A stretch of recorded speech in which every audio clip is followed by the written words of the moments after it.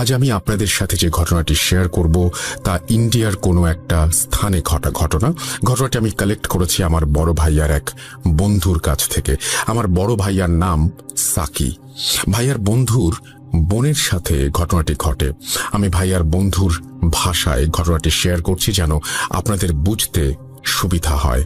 রাসেল ভাই, ঘটনার মাঝে ভুল ত্রুটি থাকলে দয়া করে ক্ষমা সুন্দর দৃষ্টিতে দেখবেন। আমি সরাসরি ঘটনায় চলে যাচ্ছি। ঘটনার সময়কাল আজ থেকে ৮-৯ বছর আগে।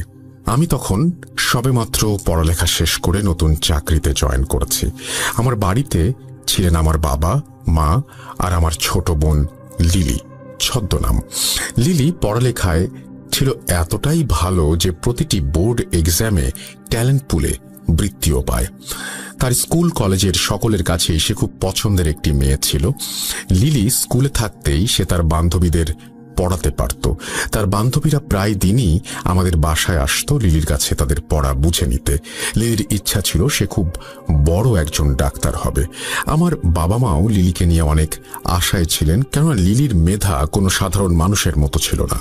লেখাপড়ায় খুব ভালো হবার পাশাপাশি খুব শান্ত স্বভাবের মেয়ে ছিল লিলি।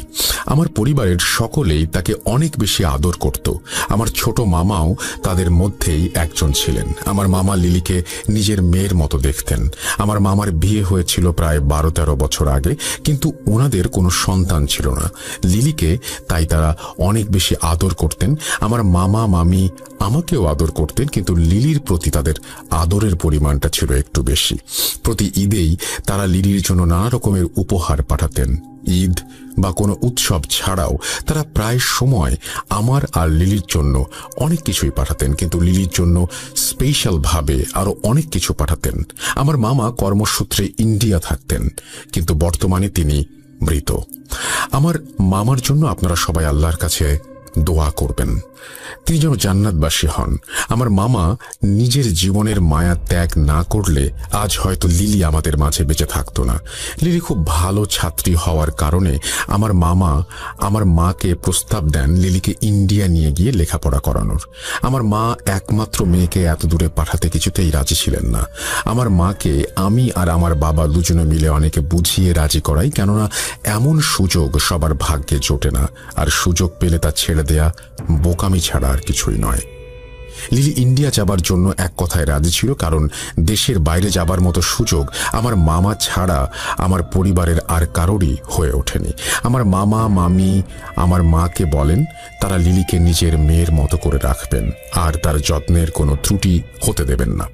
আমার মা মন থেকে মেনে না নিলেও তাকে সবার জন্য লিলিকে ইন্ডিয়া পাঠানোর জন্য রাজি হতে হয়।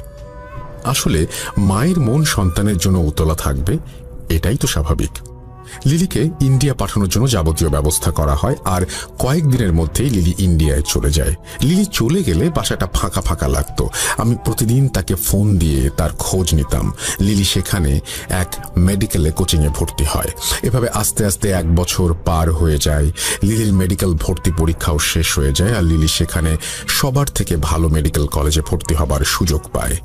কিন্তু আমার মামা যে শহরে থাকতেন, লিলির মেডিকেল কলেজটি সেই শহর থেকে 125 কিলোমিটার দূরে ছিল।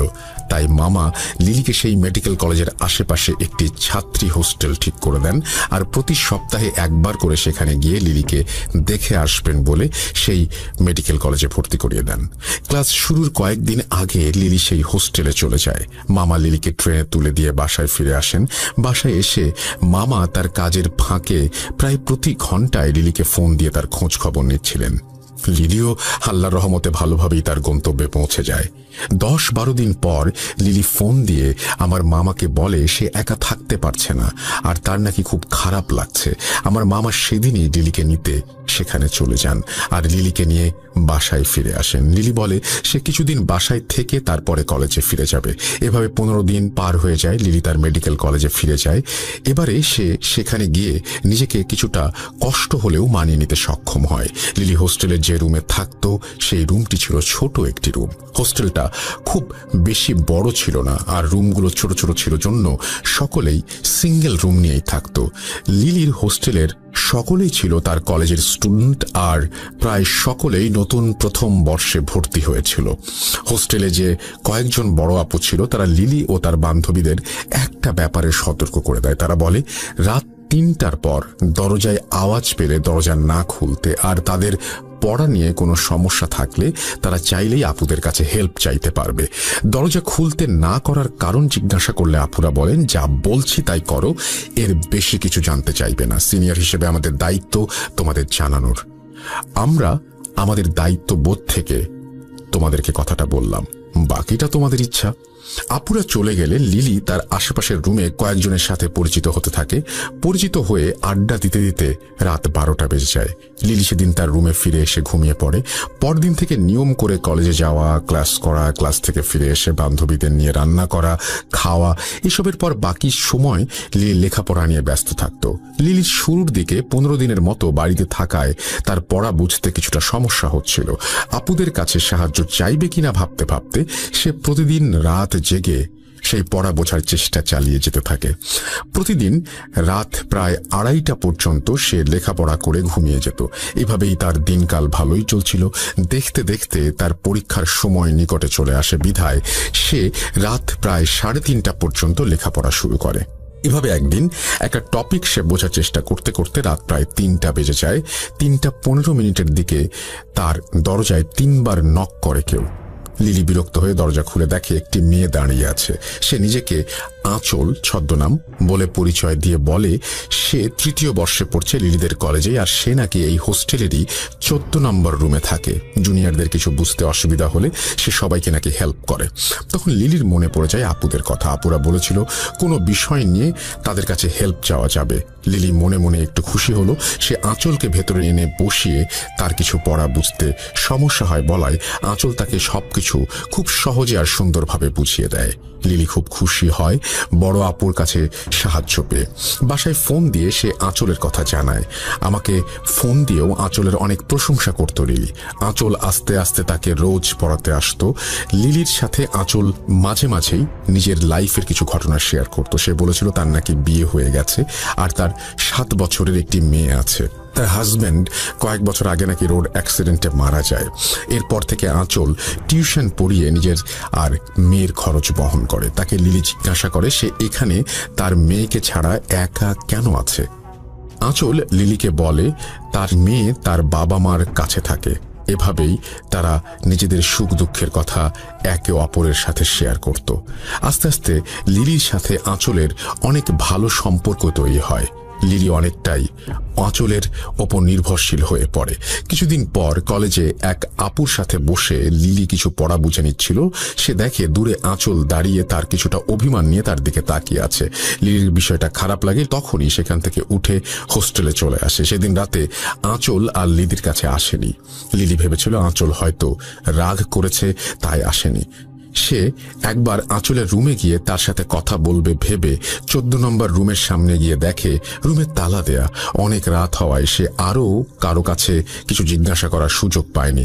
পরের দিন সকালে আঁচলকে সে কলেজের ক্যান্টিনের একটি চেয়ারে বসে থাকতে দেখে তার কাছে গিয়ে গত রাতে কেন আসেনি বা কেন রুমে ছিল না সেটা জানতে চায়। আঁচল মুচকি হেসে বলে তার মেয়ের জন্মদিন, সেজন্য সে বাড়ি গিয়েছিল, তাই সে আসতে পারেনি। লিলি আঁচলকে আজ আসতে বলে কেননা তার পরীক্ষার জন্য কিছু পড়া বাকি ছিল যা বুঝতে তার সমস্যা হচ্ছিল। আঁচল তাকে আসবে জানিয়ে তার ক্লাসে দেরি হয়ে যাচ্ছে বলে ক্লাসে চলে যায়। লিলিও ক্লাসে যাবার জন্য চেয়ার থেকে উঠে দাঁড়াতেই দেখে তার কয়েকজন বান্ধবী তার কাছ থেকে কিছুটা পেছনে দাঁড়িয়ে আছে। লিলিকে তারা মজা করে বলতে থাকে সে কার সাথে কথা বলছিল। লিলি উত্তরে বলে সে আঁচল আপুর সাথে কথা বলছিল।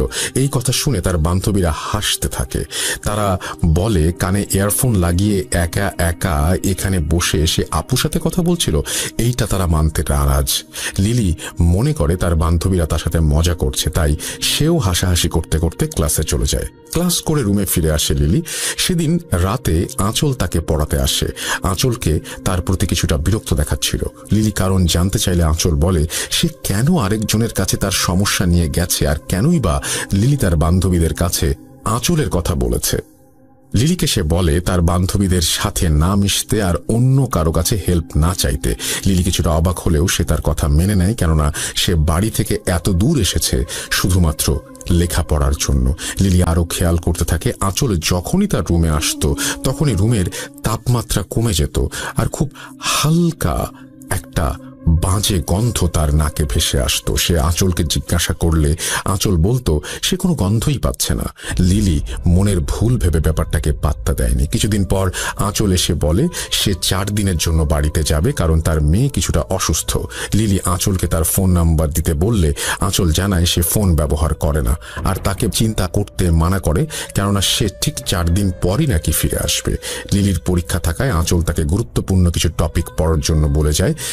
লিলি পরের দিন পরীক্ষার হলে গিয়ে দেখে আঁচল তাকে যা যা পড়তে বলেছিল হুবহু তাই পরীক্ষায় এসেছে। লিলি এসব দেখে অনেক বেশি খুশি হয় আর পরীক্ষা দিয়ে রুমে চলে আসে।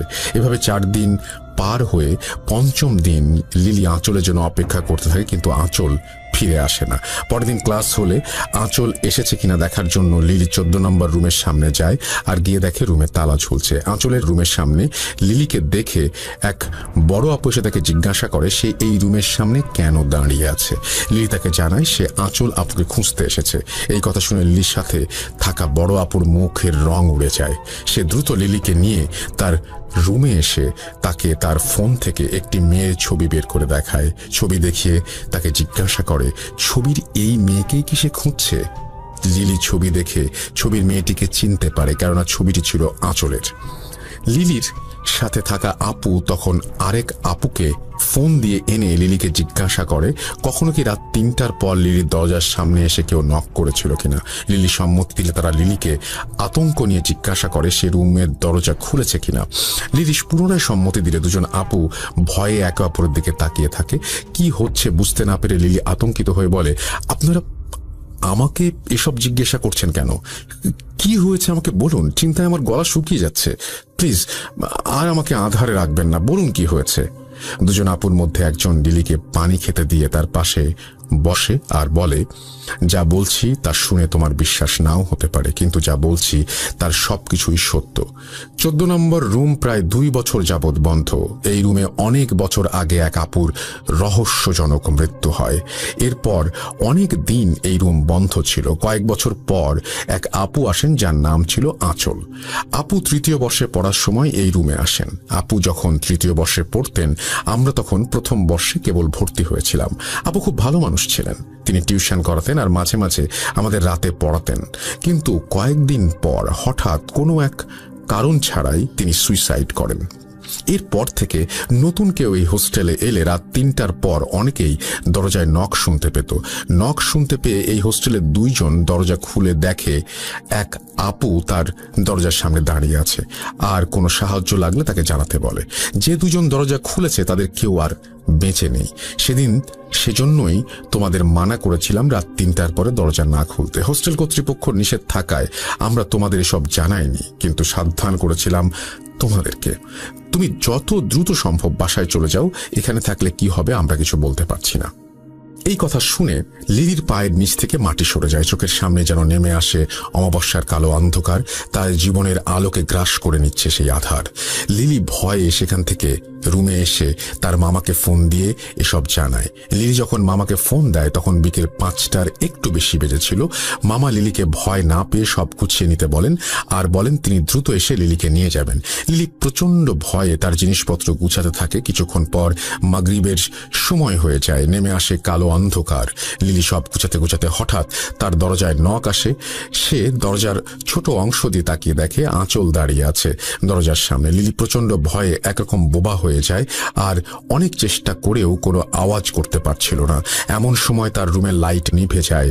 সে ভয়ে রুমের এক কোণায় জড়সড় হয়ে বসে আল্লাহকে ডাকছিল। এমন সময় সে শুনতে পায় তার কানের কাছে এসে কেউ ফিসফিস করে বলছে, কি হলো, আজ পড়বে না? আমি তোমাকে পড়াতে এসেছি।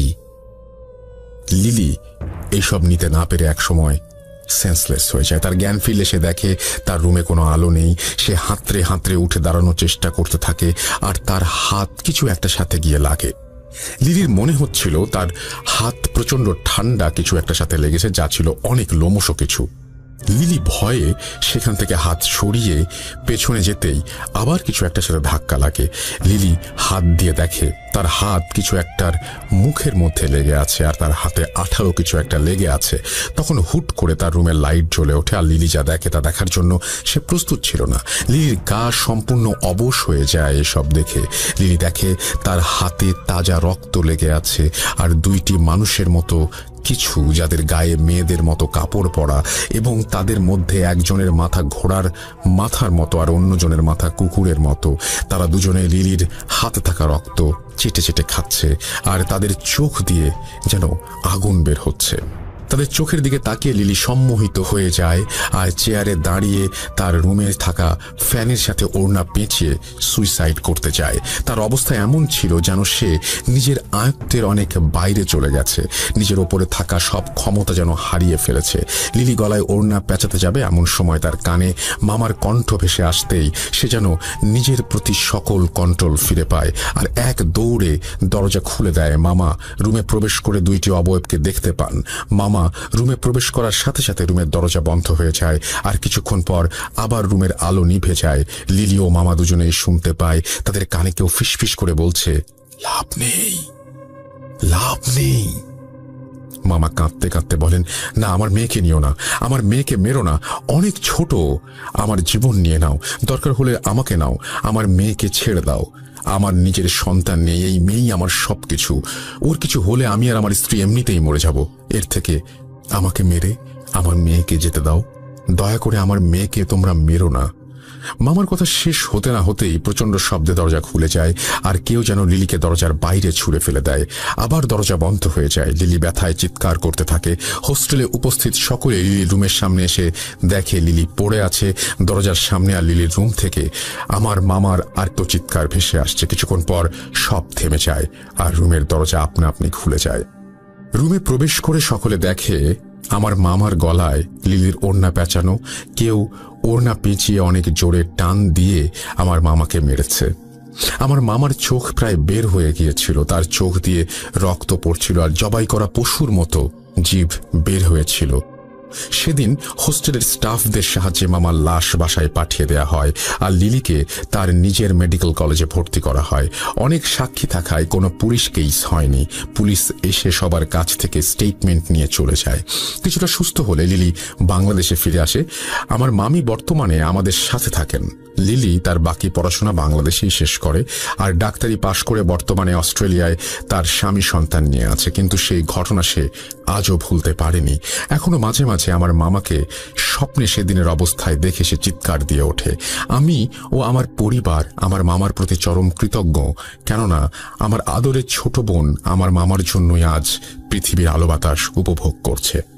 এই বলে আমার ভাইয়ার বন্ধু তার বোনের সাথে ঘটা ঘটনাটি শেষ করেন। ঘটনাটি বাস্তব জীবনে ঘটে যাওয়া একটি ঘটনা। ঘটনাটি লিসেনারদের কাছে কেমন লেগেছে জানাবেন, আমি জানি না, কিন্তু যার সাথে ঘটনা ঘটছে তার জায়গায় নিজেকে একবার রেখেই দেখুন কেমন লাগে। রাসেল ভাই, এই ছিল আমার ঘটনা। সবশেষে লিসেনারদের কাছে আমার একটাই অনুরোধ, আর তা হলো দয়া করে সবাই স্বাস্থ্যবিধি মেনে চলুন। আমরা এই পৃথিবীকে আর মৃত্যুপুরী হিসেবে দেখতে চাই না। আমরা আবার আমাদের আগের পৃথিবী ফিরে পেতে চাই। অনেক ধন্যবাদ কষ্ট করে ইমেলটি পড়ার জন্য। আমি সিফাত আবারও ফিরে আসব নতুন কোনো ঘটনা নিয়ে আপনাদের কাছে। আসসালামু আলাইকুম রাসেল ভাই ও প্রিয় লিসেনার। যেভাবে লেখা আছে আমি সেভাবেই পড়ছি। আসসালামু আলাইকুম রাসেল ভাইয়া, পারিবারিক কারণে দয়া করে আপনি আমার নাম এবং পরিচয় প্রকাশ করবেন না। এরপরে তিনি তার নাম এবং পরিচয় শেয়ার করেছেন, আমি সেটা প্রকাশ করলাম না। মানুষের জীবনের রহস্য অনেকটা গোলক ধাঁধার মতো। কখনো সেই গোলক ধাঁধার উত্তর মেলে, কখনো মেলে না। আমার জীবনের গল্প অনেকটা সেরকমই। ভয়ের কিনা সেটা বলতে পারবো না, কিন্তু অনেকটাই রহস্যময়। 2019 সালের অগাস্ট মাস। আমি তখন ঢাকায় আমার মেজ খালামণির বাসায়। খালামণিরা ডাক্তারের কাছে যাওয়ার রাতে আমি বাসায় একা রুমে বসে টিভি দেখছিলাম। এমন সময় একটা গরম বাতাস আমার গায়ে এসে লাগে। আমি তা আমলে নেইনি। একটু পর আমি অনুভব করি আমার পেটের বাম পাশে পুড়ে যাওয়ার মতো একটা ব্যথা অনুভব হচ্ছে। জামা সরাতেই দেখি অদ্ভুত এক চিহ্ন তৈরি হয়েছে আমার শরীরে। চিহ্নটা অনেকটা অর্ধচন্দ্রের মতো। আর সেটা লাল হয়ে জ্বলজ্বল করছে। তারপর ব্যথা কমে যায়, কিন্তু আমার কাছে বিষয়টি ঠিক মনে হয়নি। আমি হতবাক হয়ে গেলাম। তারপর থেকেই ঘটনা শুরু। আমি রাতে অদ্ভুত স্বপ্ন দেখতে শুরু করি। স্বপ্নগুলো ছিল ঝাপসা। বাড়ি চলে আসার পর আমি কিছু স্বপ্ন দেখি যা ছিল স্পষ্ট। স্বপ্নগুলো ছিল এরকম: একটি গ্রামে আগুন ধরেছে, সকলের আর্তনাদ শোনা যাচ্ছে, সবাই আমার কাছে সাহায্য চাইছে, বলছে আপনি আমাদের সাহায্যকর্তা, আমাদের সাহায্য করুন। প্রথমে কিছু না মনে হলেও আমি প্রতিদিন একই স্বপ্ন দেখতে শুরু করি। একদিন নামাজ শেষে মোনাজাতের সময় আমি চোখ বন্ধ করে একই দৃশ্য দেখতে পাই যা আমি এতদিন স্বপ্নে দেখে আসছি। আমি ভয় পেয়ে যাই। আপুর সাথে শেয়ার করলে আপু বলে, এসব ভূত এফএম শোনা আর হচ্ছে সব হরর সিরিজ দেখার ফল, বাদ দে। কিছুদিন পর আমি আরেকটি স্বপ্ন দেখি। এবারের স্বপ্ন ছিল অন্যরকম। আমি দেখতে পাই আমি একটি রাজপ্রাসাদের ভেতরে দাঁড়িয়ে আছি। একটি ছবি আমার সামনে। ছবিটা আর কারো নয়, সেটা আমারই। তার পাশে আমার শরীরে যেমন চিহ্ন, ঠিক একই চিহ্ন দেখতে পাই। চিহ্ন যেন হাওয়ায় ভাসছে আর লাল হয়ে জ্বলজ্বল করছে। আমি প্রচণ্ড ভয় পেয়ে যাই। আমার ঘুম ভেঙে যায়। তখন রাত 3টা বাজে। আমি আবার ঘুমিয়ে পড়ি। আবার নতুন করে স্বপ্ন দেখতে শুরু করি। এবার দেখতে পারি প্রাসাদে একজন বৃদ্ধ মহিলা দাঁড়িয়ে আছে। তিনি আমাকে অনেক সম্মান দিয়ে বলছেন, আপনার জন্যই তো অপেক্ষা করছিলাম, আপনি ভেতরে আসুন, আপনার দায়িত্ব আমাদের সকলকে রক্ষা করা, আপনাকে আপনার কর্তব্য পালন করতে হবে, আপনাকে এখানে আসতেই হবে। একদিকে গ্রামের মানুষের আর্তনাদ, অন্যদিকে বৃদ্ধার কথা। আমি কাঁদতে শুরু করি। আমার ঘুম ভেঙে যায়। আমি দেখি সত্যি সত্যি আমার চোখ দিয়ে পানি পড়ছে। তারপর প্রায় 1 বছর আমি কোনো স্বপ্ন দেখিনি। কিছুদিন আগের কথা, আমি শুয়ে আছি একা একা একটা রুমে। হঠাৎ কারেন্ট চলে গেল। রুমের সাথে একটি জানালা আছে। জানালার থাই গ্লাসে আমি স্পষ্ট হাত দিয়ে ঠক ঠক করার আওয়াজ শুনতে পাই। আমি স্পষ্ট শুনতে পেলাম জানালার অপর পাশ থেকে কেউ বলছে, আপনাকে আসতেই হবে, আসতেই হবে, আপনি আপনার দায়িত্ব কর্তব্যের কথা স্মরণ করুন। ঠিক তখনই ইলেকট্রিসিটি চলে আসে। কিন্তু এবার কেন যেন আমি বিন্দু মাত্র ভয় পাইনি। তারপর আবার নতুন করে স্বপ্ন দেখতে শুরু করি। দেখতে পাই আমি গ্রামের মানুষকে সাহায্য করার জন্য এগিয়ে যাচ্ছি। হঠাৎ করে আমি পড়ে যাই, বেশ ব্যথা পাই। সকালে উঠে আমার হাতে পায়ে দেখি যে রক্ত জমাট বেঁধে নীল হয়ে আছে। এমন ঘটনা আমার সাথে প্রতিনিয়ত হচ্ছে। আমি জানি না কেন তারা আমার কাছে সাহায্য চায়, তারা কারা, চিহ্নটা আসলে কিসের। যেই চিহ্ন এখনো আমার শরীরে রয়েছে। সবশেষে একটা কথাই বলতে চাই, বিশ্বাস করা বা না করা আপনার ব্যাপার। আমি চাই ভূত.com দীর্ঘজীবী হোক। আমি ভূত এফএম শুনতাম, এখন ভূত.com-এর একজন নিয়মিত শ্রোতা। আপনাকে অনেক ধন্যবাদ। আপনার নামটা বলতে পারছি না, বাট আপনি তো বুঝতেই পারলেন যে আপনার ঘটনা আমরা পড়ে ফেললাম। অ্যান্ড এই ঘটনাটা খুবই অদ্ভুত যে কেউ যদি এরকম একটা স্বপ্ন দেখে এবং এরকম ঘটনা যদি কারোর সাথে প্রতিনিয়ত ঘটে থাকে তাহলে সেটা সুখকর কিছু না। এবং আমার যেটা মনে হয় যে অবশ্যই অবশ্যই যদি আপনাদের মধ্যে কেউ থাকেন যিনি এই সমস্যার সমাধান জানেন, তার সাহায্য আমি চাই। আমাদের যিনি স্টোরি সেন্ড করেছেন তার জন্য যদি কোনো সাহায্য করতে পারেন আপনারা, বা যদি কোনো সমাধান থাকে এই সমস্যা থেকে বের হয়ে আসার, তাহলে অবশ্যই আমাদের জানাবেন। অনেক সময়ই আমাদের নিজের অজান্তেই আমাদের সাথে অনেকেই কমিউনিকেট করার চেষ্টা করে। কেউ কেউ সেটা বোঝে, কেউ কেউ বোঝে। অনেক সময় দেখা যায় না যে হঠাৎ করেই কারো কথা আমাদের মনে পড়লো, কেউ হয়তো কিছু একটা বলছে, এরকম অনেক সময় আপনার চিন্তা হতেও পারে। এটা সাইকিয়াট্রিস্ট বা যারা হচ্ছে সাইকোলজিস্ট তারা অনেক সময় বলেন, আমি এটা আমার মতন করে বলছি, যে অনেকেই অনেক সময় টেলিপ্যাথি করে আপনার সাথে কমিউনিকেট করার চেষ্টা করে। এটা হতেই পারে। যেমন আমি একটা কথা যেন পড়েছিলাম যে মানুষের সাথে গাছের অনেক মিল, মানে জিনের দিক দিয়ে। আমি জানি না সত্য মিথ্যা, আমি পড়েছিলাম একটা জায়গায় একটা বইয়ে। তো এখন এরকম কি হয় কখনো যে কোনো গাছ, আপনার জানালার পাশে কোনো একটা গাছ রয়েছে, সেই গাছটি কোনোভাবে টেলিপ্যাথির মাধ্যমে আপনার সাথে কমিউনিকেট করার চেষ্টা করছে? আমি জানি না, একেবারেই কথার কথা বলছি, পুরোপুরি পাগলের প্রলাপ বলে মনে হতে পারে, বাট মানে হতেই তো পারে যে এরকম একটা ঘটনা আপনার সাথে ঘটছে। সেক্ষেত্রে আপনি কি করবেন? বা কেউ আপনাকে আসলে কোনো কিছু জানাতে চাইছে টেলিপ্যাথির মাধ্যমে, সে হয়তো এই ভুবনের কেউ, বা সে হয়তো অন্য কোনো পৃথিবীর, কিন্তু সে কমিউনিকেট করার চেষ্টা করছে আপনার সাথে। তখন আপনি কি করবেন? আপনি অনেক সময় মনে হয় টের পান, চিন্তা করলে কারো কারো চিন্তা হুট করে এসেই চিন্তায় বাধা দেয়। কেউ যেন আপনাকে কিছু বলছে, কেউ যেন আপনাকে কোনো কিছু করতে বলছে। আপনি তখন সহসাই বলেন, আমার মন বলছে এটা করা উচিত। কোনো কোনো সময় আপনি আপনার মনের সাথে কথা বলেন। খুব অদ্ভুত কিন্তু ব্যাপারটা।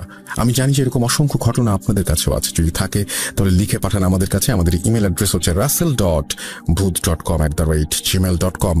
আপনার ঘটনার অপেক্ষায় থাকলাম। আমরা চলে যাব আমাদের পরবর্তী ঘটনায়। যেভাবে লেখা আছে আমি সেভাবেই পড়ছি। আসসালামু আলাইকুম রাসেল ভাই ও প্রিয় শ্রোতা বন্ধুরা, কেমন আছেন সবাই? আশা করি ভালো আছেন। আমি মোহাম্মদ সাবিত আলম বলছি ময়মনসিংহ থেকে। আমি শুরুতেই রাসেল ভাইকে অসংখ্য ধন্যবাদ দিতে চাই। এপিসোড 77, 78, 79-তে আমার 3টি ঘটনা পড়ে শোনাবার জন্য। এত ইন্সপিরেশন পেলে আসলে ঘটনা কালেক্ট করার ইচ্ছা অনেক বেড়ে যায়। যাই হোক, রাসেল ভাই, ফিরে আসি আজকের ঘটনা কালেক্ট করার কথায়। আমার মনে আছে আমি এপিসোড 77-এ একজন খ্রিস্টান ফাদারের এক্সোরসিজমের ঘটনা শেয়ার করেছিলাম। আমার ঘটনাটি আমার কাছের কয়েকজন মানুষ পছন্দ করে আমাকে বলেছিল আমি যেন এরকম ঘটনা আরো শেয়ার করি।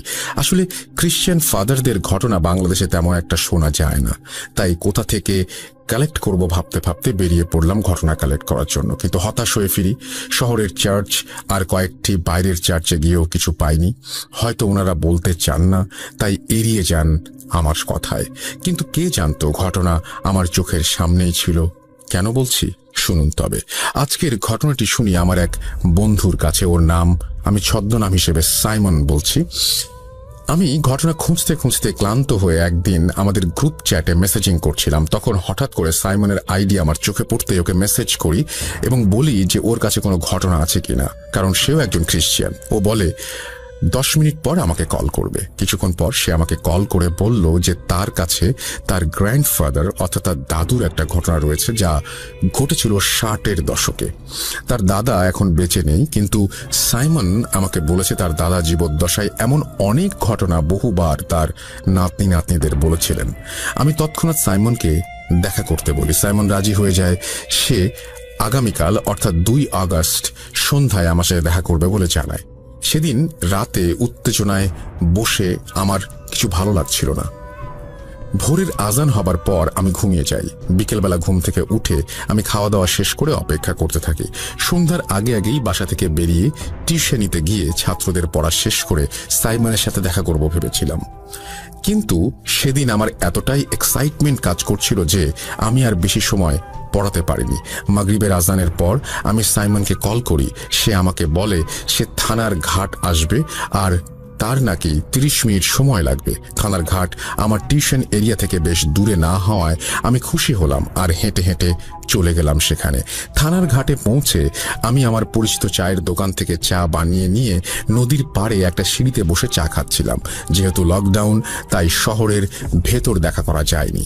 কিছুটা নিরিবিলি হওয়ায় থানার ঘাট আমার বেশ ভালো চয়েস বলে মনে হলো। এদিকে মানুষও কিছুটা কম থাকায় ঘটনা শুনতে বেশ সমস্যা হবে ভেবে আমি খুশি হচ্ছিলাম। আমি বসে আছি 10 মিনিট। হঠাৎ আমার ফোনে কল এলো সাইমনের এবং সে বলল সে চলে এসেছে। আমার লোকেশন থেকে কয়েক কদম দূরে থাকায় আমি ওকে সামনে এগোতে বললাম। দোকানে এসে ওর জন্য চা নিয়ে বসলাম। সাইমন এলো। কুশল বিনিময় করে চা খেতে দিলাম আর জিজ্ঞাসা করলাম ওর দাদার ঘটনা কি। ওকে এও বলি যে আমি ভূত.com-এ ঘটনাটি শেয়ার করব, তার অনুমতি আছে কিনা। সে তখন আমাকে একটাই শর্ত দিল যে তার নাম তার জায়গা গোপন রেখে আমি যদি শেয়ার করতে পারি তবেই সে আমাকে ঘটনাটি বলবে। আমি রাজি হয়ে যাই আর ওকে শুরু করতে বলি ওর দাদুর ঘটনাটি। সাইমন চা খেতে খেতে ঘটনাটি বলেছিল ওর দাদুর ভাষায়। আমিও ঘটনাটি ওর দাদুর ভাষাতেই আপনাদের সামনে উপস্থাপন করছি আর অনিচ্ছাকৃত ভুলের জন্য আগেই ক্ষমা চেয়ে নিচ্ছি। চলুন চলে যাই সাইমনের দাদা এরিকের ঘটনায়। আমার নাম এরিক। আমার বাবা একজন কৃষক ছিলেন আর উনি ছোটবেলা থেকেই ওনার বাবা অর্থাৎ আমার দাদুর কাছ থেকে কবিরাজি দীক্ষায় দীক্ষিত হয়েছিলেন। আমার দাদু ও আমার বাবা এলাকার অনেক নামী ব্যক্তি ছিলেন। মানুষের রোগ ব্যাধির চিকিৎসাও তারা করতেন। আমার দাদুর ডেভিলের আসরের চিকিৎসাও করতেন। আমার বাবা দাদুর কাছ থেকে শিখে একই সাথে তারা দুজন মিলে এই কাজগুলি করতেন। বিনিময়ে ওনারা কোনো টাকা পয়সা না নিয়ে ভাতের চাল, ধান এবং শাকসবজি নিয়ে থাকতেন। গ্রামের মানুষও তাদের ওপর বেশ খুশি ছিল। একদিন গ্রামে এক ভিনদেশী লোকের আগমন ঘটে, একজন শয়তানের পূজারীর। সে আমাদের এলাকার চার্চ থেকে কিছুটা দূরে তার আস্তানা করে বসে। কবিরাজ গ্রামে এলে তাকে সেখান থেকে তাড়ানোর মতো সাহস কারো ছিল না, কারণ তার নাকি কিছু অলৌকিক ক্ষমতা রয়েছে। সে মানুষের ইচ্ছা নাকি পূরণ করে দিতে পারত, আর সে যার ইচ্ছা পূরণ করত তাকে নাকি খুব বড় কিছু বা খুব কঠিন কিছু দিয়ে সেই ইচ্ছের দাম চুকাতে হতো। আর তার বাসস্থান সে খুব ভয়ঙ্করভাবে সাজিয়েছিল বলে সবাই বলতো। ছনের ঝুপড়ির ছাদের ওপর শিংওয়ালা কোনো এক কঙ্কালের মাথা পতাকার মতো একটি স্ট্যান্ডে লাগানো ছিল। সেই কবিরাজ সেখানে একা থাকলে আশেপাশের মানুষ গেলে শুনতে পেত সে অনেকগুলো মানুষ একসাথে মন্ত্র পড়লে যেমন শোনা যায় ঠিক তেমন শোনা যেত। আর ঝুপড়ির ঘরের চারপাশে সাদা কোনো কিছুর গুঁড়োর ঘের দেওয়া ছিল, আর ঘেরের ওপর আগুন জ্বালিয়ে রাখা হতো। আর তার বাসস্থান সামনে দিয়ে গেলে অনেকেই শুনতে পেত কেউ ফিসফিস করে তার নাম ধরে ডাকছে আর ফিসফিস করে বলছে, এসো আমার কাছে, যা চাইবে তাই পাবে, এসো এসো এসো আমার কাছে। এসব শুনে মানুষ ভয় সেখানে যেত না। এদিকে গ্রামের এক দম্পতি ছিল। আমাদের আদিবাসীরা মাতৃতান্ত্রিক হওয়ায় বাবার নামে কম লোকে চিনত, তাই সেই দম্পতি স্ত্রীর নামে অর্থাৎ মেরি দম্পতি হিসেবে সবাই চিনত। মেরি দম্পতির বিয়ের 7-8 বছরেও তাদের কোনো সন্তান ছিল না, কিন্তু তারা প্রচণ্ড ধর্মভীরু হওয়ায় নিয়মিত চার্চে গডের আরাধনা করত আর ভালো ভালো কাজ করত। কিন্তু এক পর্যায়ে গডের ওপর তারা রুষ্ট হয়ে যান আর চলে যান সেই শয়তানের পূজারীর কাছে, কারণ এত আরাধনার পর গড তাদের কোনো সন্তান দেননি। কিন্তু তারা জানতেন না যে গডের ওপর আস্থা হারিয়ে তারা শুধু নিজেদের বিপদই না, পুরো গ্রামের জন্য বিপদ ডেকে এনেছেন। তারা সেই শয়তানের পূজারীর কাছে একটি বাচ্চার জন্য আকুল আবেদন করতে থাকে, আর সেই কবিরাজ তাদের সাহায্য করবে বলে জানায়। কিন্তু এর জন্য তাকে খুব বড় একটি কঠিন কিছু করতে হবে সেটা জানায়। সন্তান প্রাপ্তির প্রবল ইচ্ছায় তারা কি দিতে হবে না ভেবে কবিরাজের কথায় রাজি হয়ে যায়। কবিরাজ তাদের 1 মাস পরে চন্দ্রগ্রহণের সন্ধ্যায় আসতে বলে, আর কিছু জিনিসের কথা বলে যা তাদের জোগাড় করে আনতে বলা হয়। সেগুলো ছিল সদ্য জবাই করা মহিষের মাথা, কেরোসিন তেল, ভেড়ার লোমের সলতে, আর একটা সম্পূর্ণ সাদা ছাগলের বাচ্চা যার বয়স 5 মাসের বেশি হওয়া যাবে না। মেরি দম্পতি সব জোগাড় যন্ত্র করে চন্দ্রগ্রহণের সন্ধ্যায় সেই কবিরাজের কাছে যায়। কবিরাজ তাদের একটি গোল বৃত্তে বসতে বলে। তারা বৃত্তে বসার পরে কবিরাজ সেই মহিষের মাথা কেরোসিন তেলে ডুবিয়ে রাখে, আর কিছুক্ষণ পর সেটি তুলে বৃত্তের মাঝে ভেড়ার লোমের সলতে দিয়ে মুড়িয়ে সেখানে আগুন ধরিয়ে দেয়। এরপর কিছু রিচুয়াল করে সেই সাদা ছাগলটিকে স্যাক্রিফাইস করে। 2টা মাটির পেয়ালায় রক্ত রেখে সেই আগুন থেকে কিছুটা ছাই তুলে পেয়ালায় মিশিয়ে খেতে বলে। খাওয়া শুরুর আগে কবিরাজ তাদের বলে যখন সময় আসবে সে তাদের কাছে তার পাওনা চাইবে, আর সেই পাওনা তাদের দিতেই হবে। কিসের পাওনা জিজ্ঞেস করলে কবিরাজ বলেন তাদের সন্তান হবে কবিরাজের রিচুয়ালের মাধ্যমে, তাই তার পেমেন্ট হিসেবে তাকে কিছু দিতে হবে, কিন্তু কি দিতে হবে সেটি নাকি কবিরাজ সময় এলেই চাইবে। মেরি দম্পতি রাজি হলে তাদের রক্ত খাওয়ানোর পরে কবিরাজ বলে আজ ভোর রাতে তাদের বাসার পেছনের জমিতে একটি পাখি মরে থাকবে, তারা যেন সেটিকে নিয়ে এসে ভালোভাবে রান্না করে সেটি দুজন মিলে খায়। তারা সম্মতি জানিয়ে চলে যায় সেদিনের মতো। এরপর 1 মাস কেটে যায়। একদিন মেরি ফ্যামিলির বাসা থেকে আমাদের বাসায় মিষ্টি আসে। এত জলদি ফল পেয়ে খুশিতে তারা যেন আত্মহারা হয়ে গিয়েছিল। দেখতে দেখতে দিন চলে যায়, আর মেরি ফ্যামিলির ঘর আলো করে একটি মেয়ে সন্তানের জন্ম হয়। মেয়েটার নাম তারা মারিয়া রাখে। মেয়েটি জন্মের পর তার বাম কাঁধে একটি জন্ম দাগ দেখতে পায় তারা, যা ছিল একটি অর্ধচন্দ্রাকৃতি। আস্তে আস্তে 7 বছর কেটে যায়। মারিয়াও বড় হতে থাকে, আর মারিয়ার বাবা মা সেই কবিরাজের কথা ভুলে যায়। কিন্তু মারিয়ার 7 বছর পূর্ণ হবার পর মারিয়ার মাঝে কিছু পরিবর্তন লক্ষ্য করা যায়। সেগুলো হচ্ছে খুব রাতে সে একা বাইরে বেরিয়ে যেত, রুমে কারো সাথে কথা বলতো না, আর একা খেলতো। তার মা বাবা এটা দেখে তাকে জিজ্ঞেস করে যে সে কার সাথে কথা বলে। মারিয়া নাকি তখন খুব ভায়োলেন্ট হয়ে যেত আর চিৎকার করে ঘরের জিনিসপত্র ভাঙচুর করত। মারিয়া এছাড়াও সন্ধেবেলা নাকি সেই কবিরাজের বাড়িতে চলে যেত। মারিয়ার ভেতর কোনো সমস্যা আছে এই ভেবে মারিয়ার মা বাবা তাকে সেই কবিরাজের কাছে নিয়ে যায়, আর কবিরাজ তাদের যা বলে সেটি শুনে মেরি দম্পতির হুঁশ উড়ে গিয়েছিল। কবিরাজ তাদের বলে তাদের মেয়ে হচ্ছে ডেভিলের মেয়ে। মেয়ের কাঁধে যে বার্থ মার্ক ছিল সেটি নাকি ডেভিলের মার্ক, আর সে নাকি ডেভিলের বংশধর। কবিরাজ তাদের আরও জানায় সে বহু সাধনা করে ঈশ্বরের ভক্ত কোনো দম্পতি খুঁজছিল যারা ঈশ্বরকে ত্যাগ করে শয়তানের সান্নিধ্যে আসবে, আর তাদের সাথে রিচুয়াল করে সেই কবিরাজ একটি ডেভিলের বংশধর বানাবে আর তাকে দিয়ে সে কাজ করাবে। কবিরাজ এরপর তাকে বলে যে মারিয়ার বয়স 15 বছর হলে ম্যারি দম্পতি যেন মারিয়াকে তার কাছে নিয়ে যায়। 15 বছর সন্তান প্রাপ্তির আনন্দ দান করায় এটাই ছিল নাকি কবিরাজের পেমেন্ট। এই কথা শুনে মেরি দম্পতি প্রচণ্ড রেগে যায় আর সেই কবিরাজকে গ্রাম থেকে বের করে দেওয়ার হুমকি দেয়। আর তারা এও জানায় মারিয়াকে তারা কবিরাজের কাছে কিছুতেই দিয়ে আসবে না। কবিরাজ এই কথা শুনে রেগে যায় আর তাদের বংশ শেষ করে দেবে বলে হুমকি দেয়। কথা কাটাকাটির এক পর্যায়ে মেরি দম্পতি সেখান থেকে চলে আসেন আর ঈশ্বর বিমুখিতার জন্য চার্চে এসে মাফ চায় আর চার্চের ফাদারের কাছে কনফেস করে তাদের পাপের কথা। চার্চের ফাদার সব শুনে আরও কয়েকজন ফাদারের সাথে পরামর্শ করেন, যাদের মধ্যে আমার দাদুও ছিলেন। তারা মারিয়াকে দেখবে আর সেই শয়তানের ছায়াতল থেকে তাকে বাঁচাবে বলে ঠিক করে। যত যাই হোক, সে তো মানুষের সন্তান, মানুষেরই জীবন তার ভেতর। শয়তানের কাছ থেকে গডের চাইল্ডকে তারা রক্ষা করতে নিজেদের সমস্ত অভিজ্ঞতা ঢেলে দিতে প্রস্তুত হয়ে যায়। অবশেষে 2 দিন পর আমার দাদু আমার বাবা মেরি দম্পতির বাসায় যান মারিয়ার কন্ডিশন বুঝতে। আমার বাবা আর দাদু ফিরে এসে সেই বাসার কথা আলাপ করছিলেন আর আমি তখন ওনাদের কথা শুনি। ওনাদের বর্ণনা মতে মারিয়াদের বাসা ছিল মাটির তৈরি, ভেতরে 3টা ঘর, একটা মেরি দম্পতির ঘর, একটি মারিয়ার ঘর আর একটি মারিয়ার প্রয়াত দাদা দাদির ঘর। সেখানে সামনে ছিল গোয়াল ঘর আর উঠোন এবং রান্নাঘর। মারিয়ার বাসায় ঈশ্বরের আরাধনার কোনো জিনিস ছিল না। সন্ধ্যা হবার ফলে ঘরের ভেতরে কুপিবাতি জ্বলছিল আর তার আলোতে পরিবেশটা যেন কেমন থমথমে আর ভয়ঙ্কর লাগছিল। বাসায় গডের কোনো বই আর কিছু জিনিস নেই কেন জিজ্ঞেস করলে মেরি দম্পতি মাথা নিচু করে থাকে, কিছু বলতে পারে না। তারা মারিয়ার মা বাবার সাথে কথা বলে সবকিছু আরও একবার শুনে মারিয়ার রুমে ওকে দেখতে যাবে বলে জানায়। মারিয়ার ঘরের কুপিবাতিটা খুব মিটমিট করে জ্বলছিল, কিন্তু মারিয়াকে ভালোভাবে দেখা যাচ্ছিল না।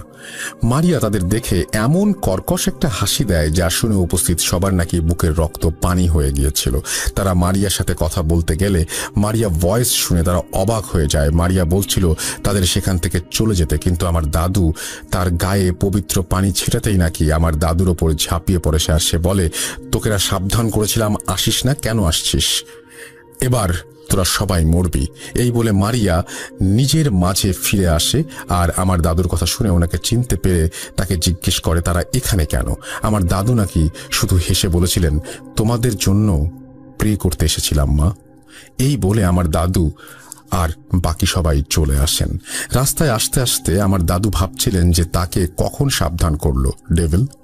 ভাবতে ভাবতে আমার দাদুর গতরাতে দেখা স্বপ্নের কথা মনে পড়ে যায়। উনি স্বপ্ন দেখেছিলেন যে কোন একটা কালো অবয়ব, যার মাথা হচ্ছে মহিষের মতো আর শরীরটা ছাগলের মতো, সেই অবয়ব তাকে শুধু একটা কথাই বলছে, সেটি হচ্ছে ডেথ।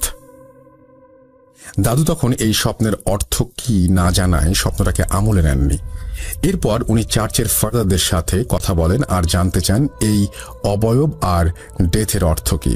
চার্চের ফাদার কিছু বই ঘেটে বলে দিলেন যে এর অর্থ হচ্ছে, সাবধান করছি, আমার সামনে এসো না, যদি আসো তাহলে মরবে।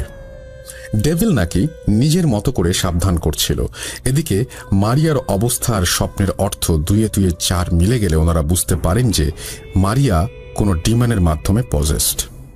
এর মাঝে কিছুদিন পর গ্রামের মানুষ মারিয়ার কথা শুনে সেই কবিরাজকে সবাই মিলে গ্রাম থেকে তাড়িয়ে দেন। কিছুদিন মারিয়ার অবস্থার অবনতি হলে অবশেষে আমার দাদু, চার্চের ফাদার, আমার বাবা আর 2 জন সহযোগী মিলে মারিয়ার এক্সোরসিজম করবে বলে ঠিক করে। কিন্তু এত ছোট বাচ্চার এক্সোরসিজম পারফর্ম করা ক্ষতিকর, মানে বাচ্চার মৃত্যু ঝুঁকি আছে ভেবে তারা, যেহেতু মারিয়ার বয়স 15 বছর হয়নি, সেহেতু সেই ডেভিল সম্পূর্ণরূপে আত্মপ্রকাশ করেনি বিধায় এক্সোরসিজমের পরিকল্পনা বাদ দিয়ে মারিয়াকে চার্চে এনে 8 বছর লালন পালন করার প্রস্তাব দেয়া হয় মেরি দম্পতিকে। মেরি দম্পতি রাজি হলে চার্চের একটি ঘরে মারিয়াকে থাকার ব্যবস্থা করে দেয়া হয়। ঈশ্বরের ঘরে থাকার ফলে মারিয়ার ভেতর এই 8 বছর তেমন কোনো সমস্যা না দেখা গেলেও যেদিন মারিয়ার বয়স 15 বছর হয়েছিল সেদিন সকালে দেখা যায় মারিয়া চার্চের প্রেয়ার রুমের সামনে পড়ে আছে আর তার দুই পায়ের মাঝে সরু একটা বাঁশের কঞ্চি রাখা, আর মুখ দিয়ে গেঁজা বের হচ্ছে।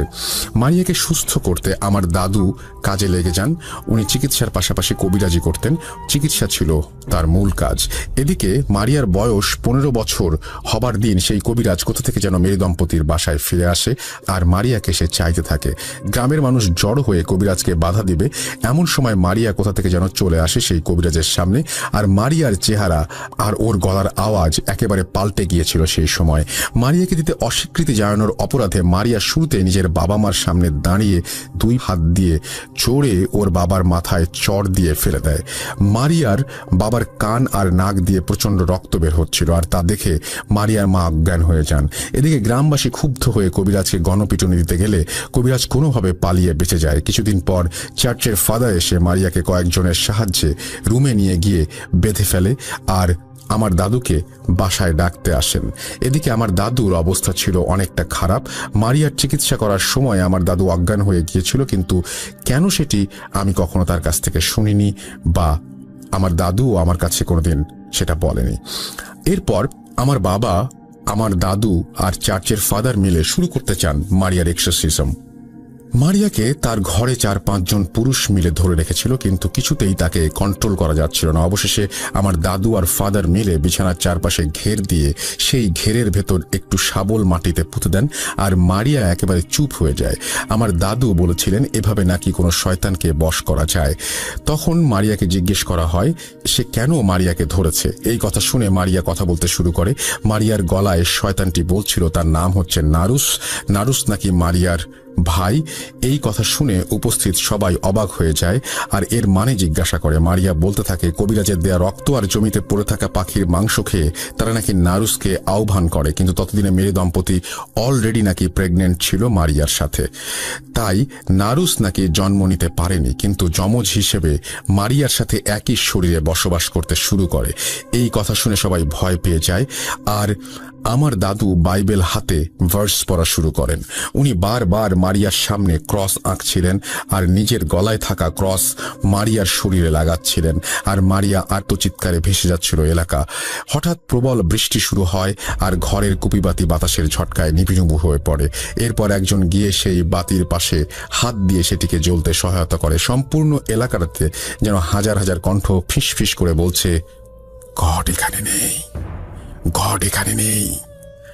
এরপর চার্চের ফাদার আর আমার দাদু দুজন মিলে আমার বাবা আর সবার সাহায্যে মারিয়াকে চার্চের ভেতরে নিয়ে আসার পরিকল্পনা করেন। যথারীতি মারিয়াকে চার্চে আনা হয়, আর আনতে গিয়ে আমার দাদুর এক পায়ের মাঝে বাঁশের ছোট কঞ্চি ঢুকে যায় এবং তিনি আহত হন, কিন্তু উনি হাল ছেড়ে দেননি। চার্চে এনে মারিয়ার এক্সারসাইজম করা হয়, কিন্তু কয়েক ঘন্টা চেষ্টা করেও তাকে সুস্থ করা যায়নি। মারিয়াকে চার্চের প্রেয়ার ঘরে রাখা চেয়ারে বেঁধে তাকে গডের নামে চলে যেতে বলা হয়, কিন্তু সে যাবে না বলে জানায়। অবশেষে সবাই মিলে বাইবেলের ভার্স পড়ে মারিয়াকে মাঝখানে রেখে বৃত্তাকার ভাবে দাঁড়িয়ে অনেক রকম কাজ করার পরে এক সময় নারুস কিছুটা দুর্বল হয়ে পড়ে। আরেকটু পর মারিয়ার আওয়াজ শোনা যায়। সবাই ভাবে মারিয়া হয়তো সুস্থ হয়ে গেছে। আমার দাদু তার হাতে একটি তাবিজ বেঁধে মারিয়ার ফাদারকে বলেন, এই তাবিজ যেদিন হাত থেকে খুলবে সেদিন আর কিছুই করার থাকবে না। এরপর মারিয়াকে চেয়ার থেকে খুলে বাসায় নিয়ে আসতে গেলে মারিয়া সবাইকে ধাক্কা দিয়ে ছিটকে ফেলে দেয়, আর কোথায় যেন চলে যায়। আর সবার কানে বাজে ভাবে হাসার আওয়াজ শোনা যায়, কিন্তু হাসির আওয়াজটা কোথা থেকে আসছে সেটা কেউ বুঝতে পারছিল না। হঠাৎ আমার দাদুর পা কিছু একটাতে জড়িয়ে ধরে এবং কেটে যাওয়া অংশটা নখের আঁচড় দিয়ে কামড় বসিয়ে দিয়ে মাংস চিড়ে খেতে শুরু করে। আমার দাদু চিৎকার দেয় এবং সবাই মারিয়াকে ধরে আবার চেয়ারে বসাতে গেলে মারিয়া সবাইকে ধাক্কা দিয়ে ফেলে কোথায় যেন চলে যায়। এরপর থেকে মারিয়াকে আর কোনোদিন গ্রামে দেখা যায়নি। এরপর আমার দাদু আমার বাবাকে বলেন হাত চালান দিতে। হাত চালান কি সেটা একটু বলি। দোয়া ও কিছু নির্দিষ্ট কাজের মাধ্যমে মাটিতে হাত দিয়ে ব্ল্যাক ম্যাজিকের কোনো একটা ইনস্ট্রুমেন্ট খুঁজে বের করা, অর্থাৎ কোনো কিছু একটা পড়ে মন্ত্রতন্ত্র পড়ে এটা করা, কারণ যদি হাত চালানে মারিয়াকে পাওয়া যায়। আমার বাবা হাত চালান দিয়ে চার্চ থেকে একটু দূরে একটা জায়গায় অজ্ঞান হয়ে যায়। সেই জায়গা খুঁড়ে একটি মরা পাখি পাওয়া যায়। এরপর সেটিকে চার্চে এনে আগুনে পুড়িয়ে ফেলা হয়, কিন্তু মারিয়াকে আর কখনো খুঁজে পাওয়া যায়নি। লোকমুখে শোনা যায় যে কালো ঘোমটা দিয়ে মারিয়াকে মাঝে মাঝে নাকি গ্রামে দেখা যেত, কিন্তু সেটি মারিয়াই কিনা সে বিষয়ে কেউ কেউ সার্টেনলি কিছু বলেনি। মারিয়ার বাবা মারিয়া ওইভাবে মরে যাবার পর থেকে পাগল হয়ে যায় আর রাস্তায় রাস্তায় ঘুরে বেড়াতেন উনি। মারিয়ার মা সবকিছু নিজ চোখে দেখে পাথর হয়ে গিয়েছিলেন। মানুষের বাসায় ভিক্ষা করে খেতেন, কিন্তু কখনো ভিক্ষার জন্য উনি কারো কাছে কিছু চাইতেন না, চুপ করে থাকতেন। আর আমার দাদুর পায়ের অংশে মারিয়ার কামড়ের পর সেই অংশ পৌঁছে গিয়ে 1 মাসের মাঝে আমার দাদুও মারা যান। ডেভিল আমার দাদুকে স্বপ্নে সাবধান করেছিল, কিন্তু দাদু বুঝেননি, তাই আজ উনি আমাদের মাঝে নেই। ডেভিল তার ওয়ার্নিং পূরণ করে দেখিয়েছিল। সাইমন তার দাদু এরিকের মুখে তার দাদু অর্থাৎ এরিকের দাদুর ঘটনা শুনে নাকি এরিক দাদুকে জিজ্ঞাসা করেছিল যে সে কবিরাজি করে কিনা, কারণ সাইমন ছোটবেলা থেকে এই শহরে বড় হয়েছে আর গ্রামে বেশি একটা থাকেনি, তাই তার জানা ছিল না। সাইমনের কথা শুনে তার দাদু এরিক হেসেছিল, কিন্তু কিছু নাকি বলেনি। সাইমনের ঘটনা শেষ হবার পর আমি আর সাইমন দুজনে আবার চা নিয়ে দোকানে বিল পরিশোধ করে চলে আসি। কিন্তু আস্তে আস্তে আমি ভাবছিলাম, একজন দাদুর নিজের দাদুর ঘটনা অর্থাৎ পরদাদুর ঘটনা কিভাবে লিখি আমি। অবশেষে যতটুকু পেরেছি লেখার ট্রাই করে লিখে পাঠিয়ে দিলাম। রাসেল ভাই, ভালো লাগলে পড়ে শোনাবেন। আমার বিশ্বাসের কথা বললে সাইমনের ঘটনাটি আমার অথেন্টিক লেগেছে, আর ইনস্ট্যান্টলি বানিয়ে বানিয়ে আমার মনে হয় না একটানে ওর মতো এইভাবে ঘটনা বানিয়ে বলা সম্ভব।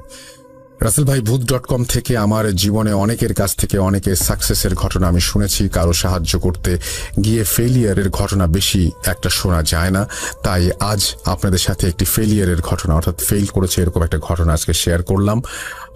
আমি আরেকটি ঘটনা বলতে চাই রাসেল ভাই লিসনারদের উদ্দেশ্যে, সেটি হচ্ছে ঘুরে ঘুরে ঘটনা কালেক্ট করা। আমি ভেবেছিলাম খুব সহজ একটি কাজ, কিন্তু না, কাজটি এতটা সহজ নয়। মাঝে মাঝে এমন কিছু ঘটনা পাই, নিজেই ভাবি এই ঘটনা শুনতে এত দূর এলাম। আমাদের নিজেদেরও ঘটনা যাচাই বাছাই করে তারপর 1-2টা ঘটনা পাঠাবার উপযোগী বলে মনে হয়। আর 2 আগস্ট সাইমনের মুখ থেকে ঘটনাটি শুনে আমি স্টোরির সত্যতা জানতে চাইলে সাইমন আমাকে বলেছিল 11 তারিখ তার মা আসবেন, আমি যেন ভেরিফাই করে নেই। যথারীতি আজকের ঘটনাটি সাইমনের মায়ের কাছ থেকে ভেরিফাই করে নেয়া। ধন্যবাদ রাসেল ভাই ঘটনাটি পড়ে শোনাবার জন্য। সবাইকে ধন্যবাদ ধৈর্য নিয়ে আমার ঘটনাটি শোনার জন্য। ভূত.com দীর্ঘজীবী হোক, সবাই ভালো থাকবেন। আমার কাছে আরও কিছু ঘটনা আছে রাসেল ভাই, আপনি চাইলে সেগুলো শেয়ার করব। আমি সাবিত বলছি ময়মনসিংহ থেকে। আসসালামু আলাইকুম। এটা বলে তারপরে তিনি তার মোবাইল নাম্বার শেয়ার করেছেন। ওয়ালাইকুম সালাম। আপনার এই ঘটনাটিও চমৎকার, থ্যাংক ইউ সো মাচ। আশা করছি আপনাদেরও ভালো লেগেছে। যদি আপনাদের কাছেও এরকম ভয়ঙ্কর ঘটনা থাকে তবে সেগুলো লিখে পাঠান আমাদেরকে, এবং লিখে পাঠাতে হলে যেটা করতে হবে, আমাদের ইমেল অ্যাড্রেসটা আরও একবার মনে করিয়ে দিচ্ছি আপনাদেরকে, এটা মনে রাখতে হবে। আমাদের ইমেল অ্যাড্রেস হচ্ছে russell.booth.com@gmail.com। আপনার নাম, ঠিকানা এবং ফোন নাম্বার সহ আপনার জীবনে ঘটে যাওয়া বা আপনার জানা সেরা ঘটনা লিখে পাঠিয়ে দিন আমাদের কাছে। ঘটনার শুরুতে অবশ্যই উল্লেখ করুন ঘটনাটি আপনি স্টুডিওতে এসে শেয়ার করতে চান, নাকি আপনি চান আপনার ঘটনা আমরা পড়ে শোনাই। যারা দেশের বাইরে রয়েছেন তারা সরাসরি অডিও ক্লিপ পাঠাতে পারেন বা লিখেও পাঠাতে পারেন ঘটনাটি।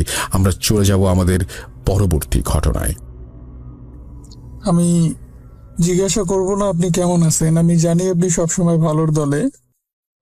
তো আমি নাম অ্যাড্রেস প্রকাশে অনিচ্ছুক, তাই আপনার নাম প্রকাশ করলাম না।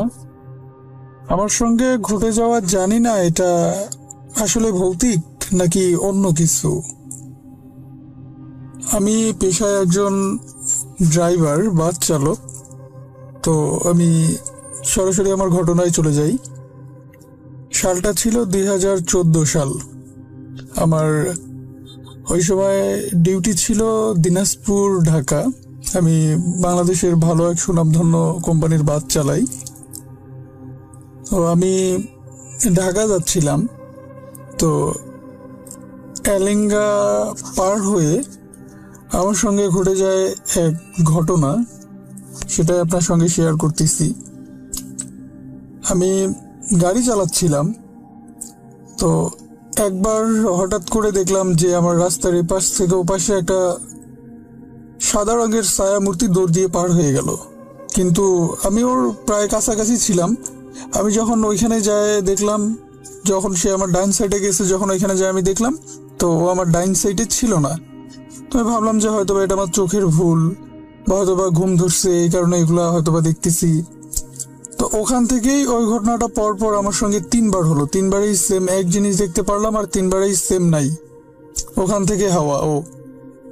তো সেদিন আর কোনো কিছু ঘটলো না।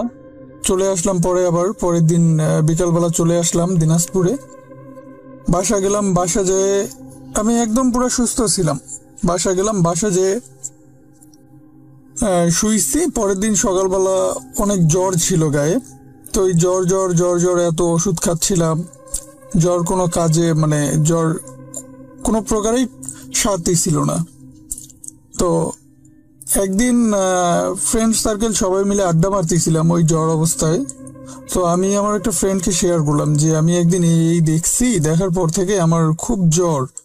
তো জ্বরটা সারতেছে না, আমার এত ওষুধ খাচ্ছি কোনো কাজেই হচ্ছে না। তো ও বললো যে তাহলে চল, আমার এক চেনা পরিচিত এক হুজুর আছে, ওনার কাছে যাই, ওনার কাছে যাই দেখি যে তোর অবস্থা কি। তো আমি ওর সঙ্গে গেলাম ওইখানে হুজুরের কাছে। যাওয়ার পরে হুজুরকে বললাম, সব কিছু খুলে বললাম। তারপরে হুজুর আমাকে বলল যে তুমি যখন ছোট ছিলা তখন তোমার এক বোন ছিল, যার তোমার মা ওকে দত্তক নিছিল। তো তো বোনটা হয়তোবা সম্ভবত আমার মায়ের কাছে 3 মাস ছিল, থাকার পরে মারা গেছে। তো তারপরে আমার মাকে নাকি বলে ও এরকম ভাবে করতো বা ওই দেখা দিত। তো আমি তো জানতাম না এই বিষয়গুলো। তো পরে আমি পরে বাসা আসলাম, আসে আমার মায়ের কাছে শেয়ার করলাম। শেয়ার করার পরে তারপরে ওই দিনকার রাত্রেবেলা ঘুমাইছি। তো রাত্রেবেলা স্বপ্ন দেখলাম, আমি চিনি না কে ছিল বা মানে আমি কোনোদিনও তাকে দেখি নাই। তো ও স্বপ্নে দেখলাম যে ও আমাকে এসে বলতেছে স্বপ্নে যে আমি তোমার সঙ্গে এরকমটা করছি, বা সেদিন রাস্তায় তুমি আমাকে দেখছো, দেখো আমার কবরটা ওই জায়গায় আছে। আমাদের বাসার পাশে একটা বড় বাগান আছে, ওই বাগানের এক সাইডে কবর দেওয়া হয়েছিল ওকে। তো আমার কবরটা ওইখানে আছে, আমার কবরটা ভাঙ্গে গেছে, বা আমার কবরটাতে কেউ এখন যায় না বা জিয়ারত টিয়ারত করে না, আমি অনেক কষ্টে আছি।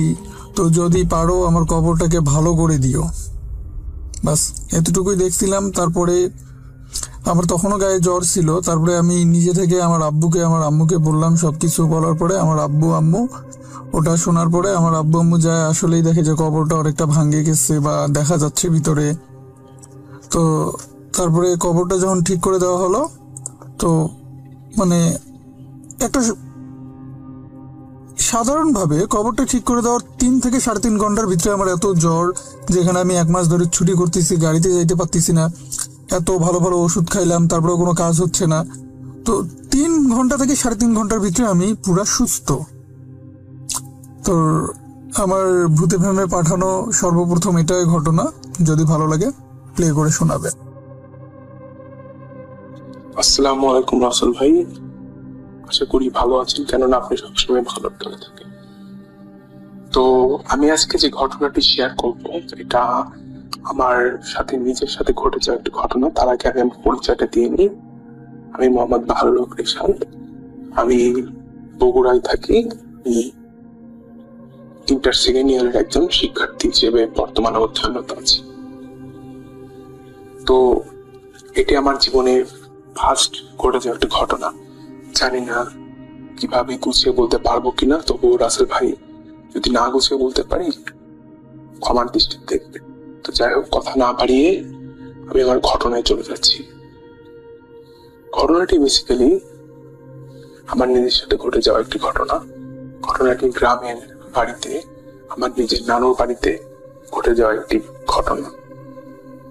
ঘটনাটি আজ থেকে 2 বছর আগে, যখন আমি গ্রীষ্মের ছুটিতে গ্রামের বাড়িতে বেড়াতে যাই, সেই সময়ে একটি ঘটনা। তো ঘটনাটি আমাদের গ্রামের বাড়ি বর্ণনাটাকে দিয়ে নিই। আমার গ্রামের বাড়িটি হচ্ছে 3টি রুম, সাথে একটি বড় উঠান, এবং উঠানের 2 পাশে এক সাইডে রান্নাঘর এবং এক সাইডে 2টি টয়লেট এবং ল্যাট্রিন। তো আমি যেদিন রাতের ঘটনা, ওই দিন মানে আমাদের গ্রামের বাড়িতে একটি রুম ছিল, ওই রুমেতে কেউ শয় না, রুমেতে অনেকেই শয় না। তো একদিন আমি ছিলাম আসলে খুব একজন মানে আমার প্যারানর্মাল বিষয়ের প্রতি একটা আগ্রহ থেকেই আমি একদিন ভাবলাম যে দেখি কি হয়, আমার পাশের রুমে, গ্রামের বাড়ির পাশের রুমে শুলে কি হয়। তো আমি কথা না ভেবে, ছাদ পাশ না ভেবে, আমি একদিন গ্রামের বাড়ির পাশে আমার মানে যে রুমে কেউ শয় না, আমি সেই রুমে শুলাম। তখন রাত আনুমানিক 10টা কি 11টা, আমি ঘুমাইছিলাম 9টার দিকে। তখন আমার ঘুম আশঙ্কাজনক ভাবে ভেঙে গেল।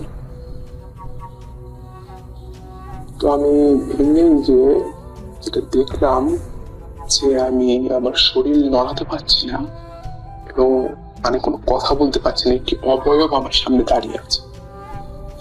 অবয়বের বর্ণটা হচ্ছে মানে একজন কালো কাপড় পরা এক অবয়ব, তার চোখ দুটো দেখা যাচ্ছে এবং সে আমার দিকে তাকিয়ে একটি অদ্ভুত ধরনের হাসি দিল।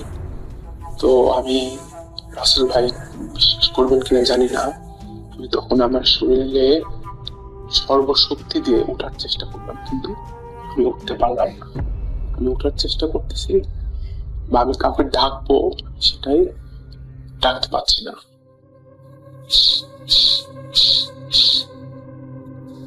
এরপর আমি আমার মনের ভিতরে যেসব দোয়াগুলো মনে রাখছিলাম, আয়ত্ত করছি, সূরা নাস, সূরা ফালাক, এগুলো পড়তে রাখলাম, কিন্তু আমি মুখ থেকে কোনো শব্দ পারছি না। তো এরকম করতে করতে তখন প্রায় আমার ঠিক মনে নেই রাসেল ভাই যে আমি কতক্ষণ ধরে এই পরিস্থিতিটা মোকাবেলা করছিলাম। কিন্তু যখন আমি সকালবেলা উঠি তখন প্রায় 12টা বাজে। তো আমি সবাইকে জিজ্ঞাসা করলাম যে মানে আমি যে ডাকছি, আমার ডাক কেউ শুনতে পেরেছি কিনা। তখন বললো যে না, কেউ শুনতে পারেনি। তো এভাবে মানে ওই রাতটা কেটে গেল এইভাবে। মানে আমি ওখানে বেসিক্যালি 2-3 দিন রয়েছে। দ্বিতীয় রাতেও আমি ভাবলাম যে ওই ঘরেই আমি ঘুমাবো, দেখি কি হয়। আসলে আমার মানে প্যারানর্মাল বিষয়ে আগ্রহ লাগে যা। পরের রাতেও আমি সেম 10টা কি 11টার সময় এইবার আমি রাসেল ভাই লক্ষ্য করলাম যে আমার সাথে যে অবয়বটা কালকে দাঁড়িয়ে ছিল, সে মানে আমার নিঃশ্বাসের সাথে তার নিঃশ্বাসের আওয়াজ শোনা যাচ্ছে এবং তার উপস্থিতি আমি বিছানার পাশে মানে আমার পায়ের সাথে তার পা বাঁধতে যাচ্ছে। এইরকম করার পরে আমি নিজেকে ঠিক রাখতে পারলাম না, আমি চিৎকার দিয়ে সেন্সলেস হয়ে পড়লাম। তো পরে সবাই যখন আসলো, সবাইকে ঘটনাটা খুলে বললাম। তখন বলবো যে তোমাকে ঘরে শুতে মানা করেছিল, তুমি তাও বারণ না করে বড়দের কথা না শুনে ঘরে ঘুমিয়েছো। ঘরে তো কেউ শয় নাই, ঘরে অনেকদিন ধরে পড়েছিল, তো এই কারণে তোমাকে সকল ভয় দেখাইছে। তো তারপরে কবিরাজের কাছে ছাড়া খুব দিল, কবিরাজ তাবিজ দিল। আমার 2-1 দিন একটু জ্বর ছিল, তারপর আস্তে আস্তে ভালো হয়। তো আসলে ছিল ঘটে যাওয়া ঘটনাটি ভয়ের কিনা জানি না, তবে ঘটনাটি আমার কাছে একটি বাস্তব ঘটে গেছে। তো আমার সাথে এরকম আরো অনেক ঘটনা রয়েছে আমার বাস্তবে ঘটে যাওয়া। আর আমি ভূত এফএমের একজন ভালো ফ্যান। যখন জানতে পারলাম আপনি ভূত এফএম বন্ধ করে দিয়েছেন, তখন আমি নিজেকে আর ঠিক রাখতে পারলাম না। তো তারপর যখন শুনলাম আপনি নতুন ভাবে ভূত.com নিয়ে হাজির হয়েছেন, তারপর আমি খুশি আনন্দিত হলাম। আশা করি ভূত.com দীর্ঘজীবী হবে। তো এই ঘটনাটি যদি সিলেক্টেড হয় অবশ্যই রিসেন্টের সাথে শেয়ার করবেন। ভালো থাকবেন, আসসালামু আলাইকুম। ঘটনাটা আমার নানির বাড়ির একজনের সাথে ঘটে যাওয়া, তো তার মুখ থেকে সরাসরি কালেক্ট করা ঘটনা। তো ঘটনায় যাওয়ার আগে আমি যে জায়গায় ঘটনাটা ঘটেছে সেই জায়গাটা একটু বিবরণ দিয়ে নেই। ও জায়গাটা মূলত একটা মন্দিরকে কেন্দ্র করে রাসেল ভাই। আচ্ছা, মন্দিরটা হলো এরকম যে মেন রোড থেকে একটু ভিতরের দিকে। আচ্ছা, মেন রোডের এক সাইডে মন্দিরটা আর এক সাইডে নদী, মানে শ্মশানঘাট। মন্দিরটা অনেকেই চিনবেন, সেটা হচ্ছে কালীবাড়ি। তো রাসেল ভাই মন্দিরটার একটা বিশেষ লক্ষণীয় জিনিস হচ্ছে মন্দিরটায় 2টা বট গাছ আছে। বট গাছটা রাসেল ভাই কম করে হলেও কয়েকশো বছরের পুরনো। আর এটা অনেক আগে থেকে সেখানে রয়ে গেছে, সেই আদিকাল থেকেই। একটা বট গাছ হচ্ছে মন্দিরটার ভিতরে আর একটা রাস্তার সাইডে। মূলত সেই গাছকে কেন্দ্র করে এই ঘটনাটা। তো সেই গাছ দুটো অনেক প্রাচীন হওয়ায় এমনিতেই ওই গাছগুলো নিয়ে অনেক ঘটনা রয়েছে। লোকমুখে অনেক ঘটনাই শোনা যায় গাছগুলো নিয়ে। গাছগুলো ওখান দিয়ে যাওয়ার সময় অনেকে ভয় পেয়েছে, এরকম আরো অনেক ঘটনা। তো রাসেল ভাই একবার গাছ দুটো বিক্রি করা হয় এক লোকের কাছে, অনেক বিক্রি করা হয়। এটা 2002 সালের দিকে ঘটনা। গাছ দুটো বিক্রি করা হয়। তো স্বাভাবিকভাবে গাছ মালিক গাছটা কিনে নেয়। কিনে নেওয়ার পরে গাছটা একদিন কাটার জন্য লোকজন যায়। রাসেল ভাই 2002 সাল, তখন আধুনিক যন্ত্রপাতি সেগুলো ব্যবহার করা হয়নি, এমনি কুঠার দিয়ে শ্রমিক দিয়ে গাছটা কাটানোর জন্যই করা হয়। তো অনেকগুলোই শ্রমিক থাকে, তাদের মধ্যে 2জন শ্রমিক ছিল, তারা বন্ধু, একসাথেই কাজ করতো। তো একজন শ্রমিক সর্বপ্রথম গাছটায় কুঠার দিয়ে আঘাত করে। রাসেল ভাই আঘাত করার পর যা দেখে সেটা আসলেও স্বাভাবিক না। সে দেখে গাছটা যে জায়গা থেকে কেটেছে সেখান থেকে লাল রক্তের মতো তরল পদার্থ বেরিয়ে আসছে। তারা খুবই ভয় পেয়ে যায়। তো কিছু না ভেবে যে কুঠারটা দিয়ে কূপ দিয়েছিল সে আবার কূপ দিতে যাবে। সবাই তাকে নিষেধ করে যে এটা কোনো ঝামেলা হতে পারে। সে বলে না, কোনো সমস্যা না। সে আবার সেই কুঠার দিয়ে গাছে আঘাত করে। কিন্তু রাসেল ভাই পরের বারও সে আবার একই কাহিনী ঘটে, রক্তর মতো তরল পদার্থ, মোটামুটি রক্তই এরকমই বেরিয়ে আসে। তো সবাই খুব ভয় পেয়ে যায়। তারা ভাবে যে না, তারা সেখানে কাজ করতে পারবে না।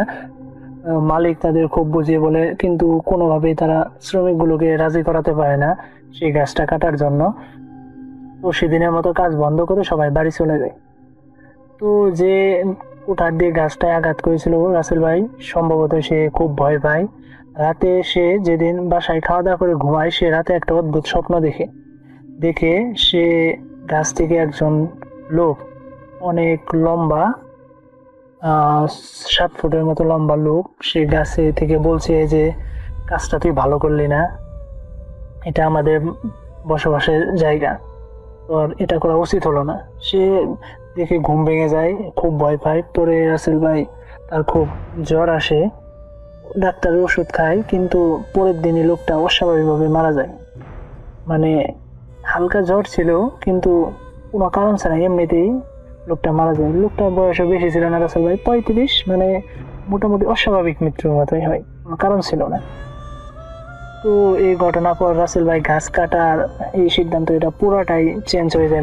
যে মালিক গাছ কাটার জন্য টাকা দিয়েছিল সে টাকা ফিরিয়ে নেয়। সে বলে না, এইভাবে পারবে না। সবাই ভয় পেয়ে যায় এবং কি সেই কাজটা শেষ হয়ে যায়। তো রাসেল ভাই ওই যে শ্রমিক ছিল 2জন বন্ধু, তার একজন বন্ধু তো মারাই যায়। তো সবকিছু স্বাভাবিকই চলছিল, গাছ কাটা ওটা বন্ধই। তো একদিন ওই শ্রমিক যে মারা গিয়েছিল তার বন্ধু রাত্রে বাজার করে ফিরছিল। তো বাজার করে ফেরার পথে মেন রোড থেকে যখন নামে মন্দিরটার সাইড দিয়ে যাচ্ছিল, তখন হঠাৎ করে দেখে পিছ থেকে একটা লোক আসছে। লোকটা রাসেল ভাই স্বাভাবিক ধরনের একটা সাদা পাঞ্জাবি টাইপের পরা, কিন্তু সে চিনল না, সে তাকে চিনতে পারছিল না।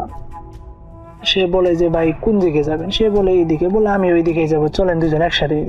তারা 2জন হাঁটতে হাঁটতে যাচ্ছিল। হঠাৎ যখন সেই গাছটার দিকে আসে রাসেল ভাই, তারা প্রথমে ওই লোকটা কথা বলার শব্দ শুনতে পাই, কারা কথা বলছে। সে তার পাশের লোকটাকে বলে, অপরিচিত লোকটাকে, যে ভাই আপনি কোনো কথাবার্তা শুনতে পাচ্ছেন? সে বলে কই না তো। সে আরেকটু এগুতে বলে না, আবার কথা শুনতে পাচ্ছি, যে মনে হয় কেউ যেন গাছের পাশ থেকে কথা বলছে। তো তার হাতে রাসেল ভাই 3 ব্যাটারির একটা টর্চ ছিল। সে টর্চটা চালু করার পরে হঠাৎই তার টর্চটা ওই বট গাছের কিছুটা উপরের দিকে ওঠে। সে দেখে যে গাছে বেশ কয়েকজন লোক বসে আছে, ওই পাঞ্জাবি টাইপের পরা, এবং তা কি যেন কথা বলছে। তো সে একটু মনোযোগ দিতে শুনতে পায় তাদের মধ্যে একজন বলছে যে দেখ দেখ, এই লোকটাও ছিল সেদিন আমাদের বাসা ভাঙতে এসেছিল, সেই গাছটা কাটার জন্য রাসেল ভাই, এই লোকটাও ছিল, একে আজকে ধর আমাদের ওখানে নিয়ে যায়। তো সে এটা শুনে রাসেল ভাই খুব ভয় পায়। এবং এদের একটা অবাক করা বিষয়, রাসেল ভাই ওই লোকগুলোর মধ্যে একজনকে তার খুব চেনা চেনা লাগছিল, একজনকে মনে হচ্ছিল সে চিনে। তার মনে হয় যে ওই লোকগুলোর মধ্যে একজন যে তার সাথে আসছিল তার চেহারার মতো হুবহু মিল। এতক্ষণ সে খেয়াল করে না যে তার পাশের লোকটি কোথায়। হঠাৎ সে তার লাইটটা পাশে মারতে দেখে যে তার সাথে লোকটা নেই। কয়েক মুহূর্তের মধ্যে লোকটা গায়েব। রাসেল ভাই মন্দিরের পাশে যে যাচ্ছিল, গাছ দুইটা ছিল দুই সাইডে, একটা মন্দিরের ভিতরে আর একটা রাস্তার সাইডে। তো সেখান থেকে এত কম সময়ের মধ্যে কারো উদয় হয়ে যাওয়া সম্ভব না, কারণ সাইডে ফাঁকা মাটি ছিল। তো সে খুব অবাক হয়ে যায় এবং দেখে যে ছায়ামূর্তিগুলো হাওয়ায় ভেসে তার দিকে যেন এগিয়ে আসছে আর বিকট সুরে হাসি দিচ্ছে। এটা দেখে রাসেল ভাই সে খুব ভয় পায় এবং প্রচন্ড দ্রুত গতিতে সে সেখান থেকে পালিয়ে যায় এবং তার বাড়ির উঠোনে গিয়ে চিৎকার দিয়ে অজ্ঞান হয়ে পড়ে যায়। তো আর পরিবারের সবাই বেরিয়ে আসে। তো সকালবেলা সে নিজেকে আবিষ্কার করে তার হসপিটালে, সবাই তার চারপাশ দিয়ে ঘুরে আসে। সবাই তাকে বলে যে সে একদিন এরকম সেন্সলেস অবস্থায় ছিল। তো সবাই তখন সুস্থ হওয়ার পরে ঘটনা জানতে চায়, তো সে সবাইকে ঘটনা খুলে বলে। তো সবাই তাকে ইমাম সাহেবের কাছে নিয়ে যায়। ইমাম সাহেব তাকে ঝাড়ফুঁক করে দোয়া দরুদ করে এসব আমল করতে বলেন যে ইনশাল্লাহ কোনো সমস্যা হবে না। রাসেল ভাই এভাবে কিছুদিন ভালোই যাচ্ছিল। তো হঠাৎ একদিন সে তার রুমে ঘুমাচ্ছিল।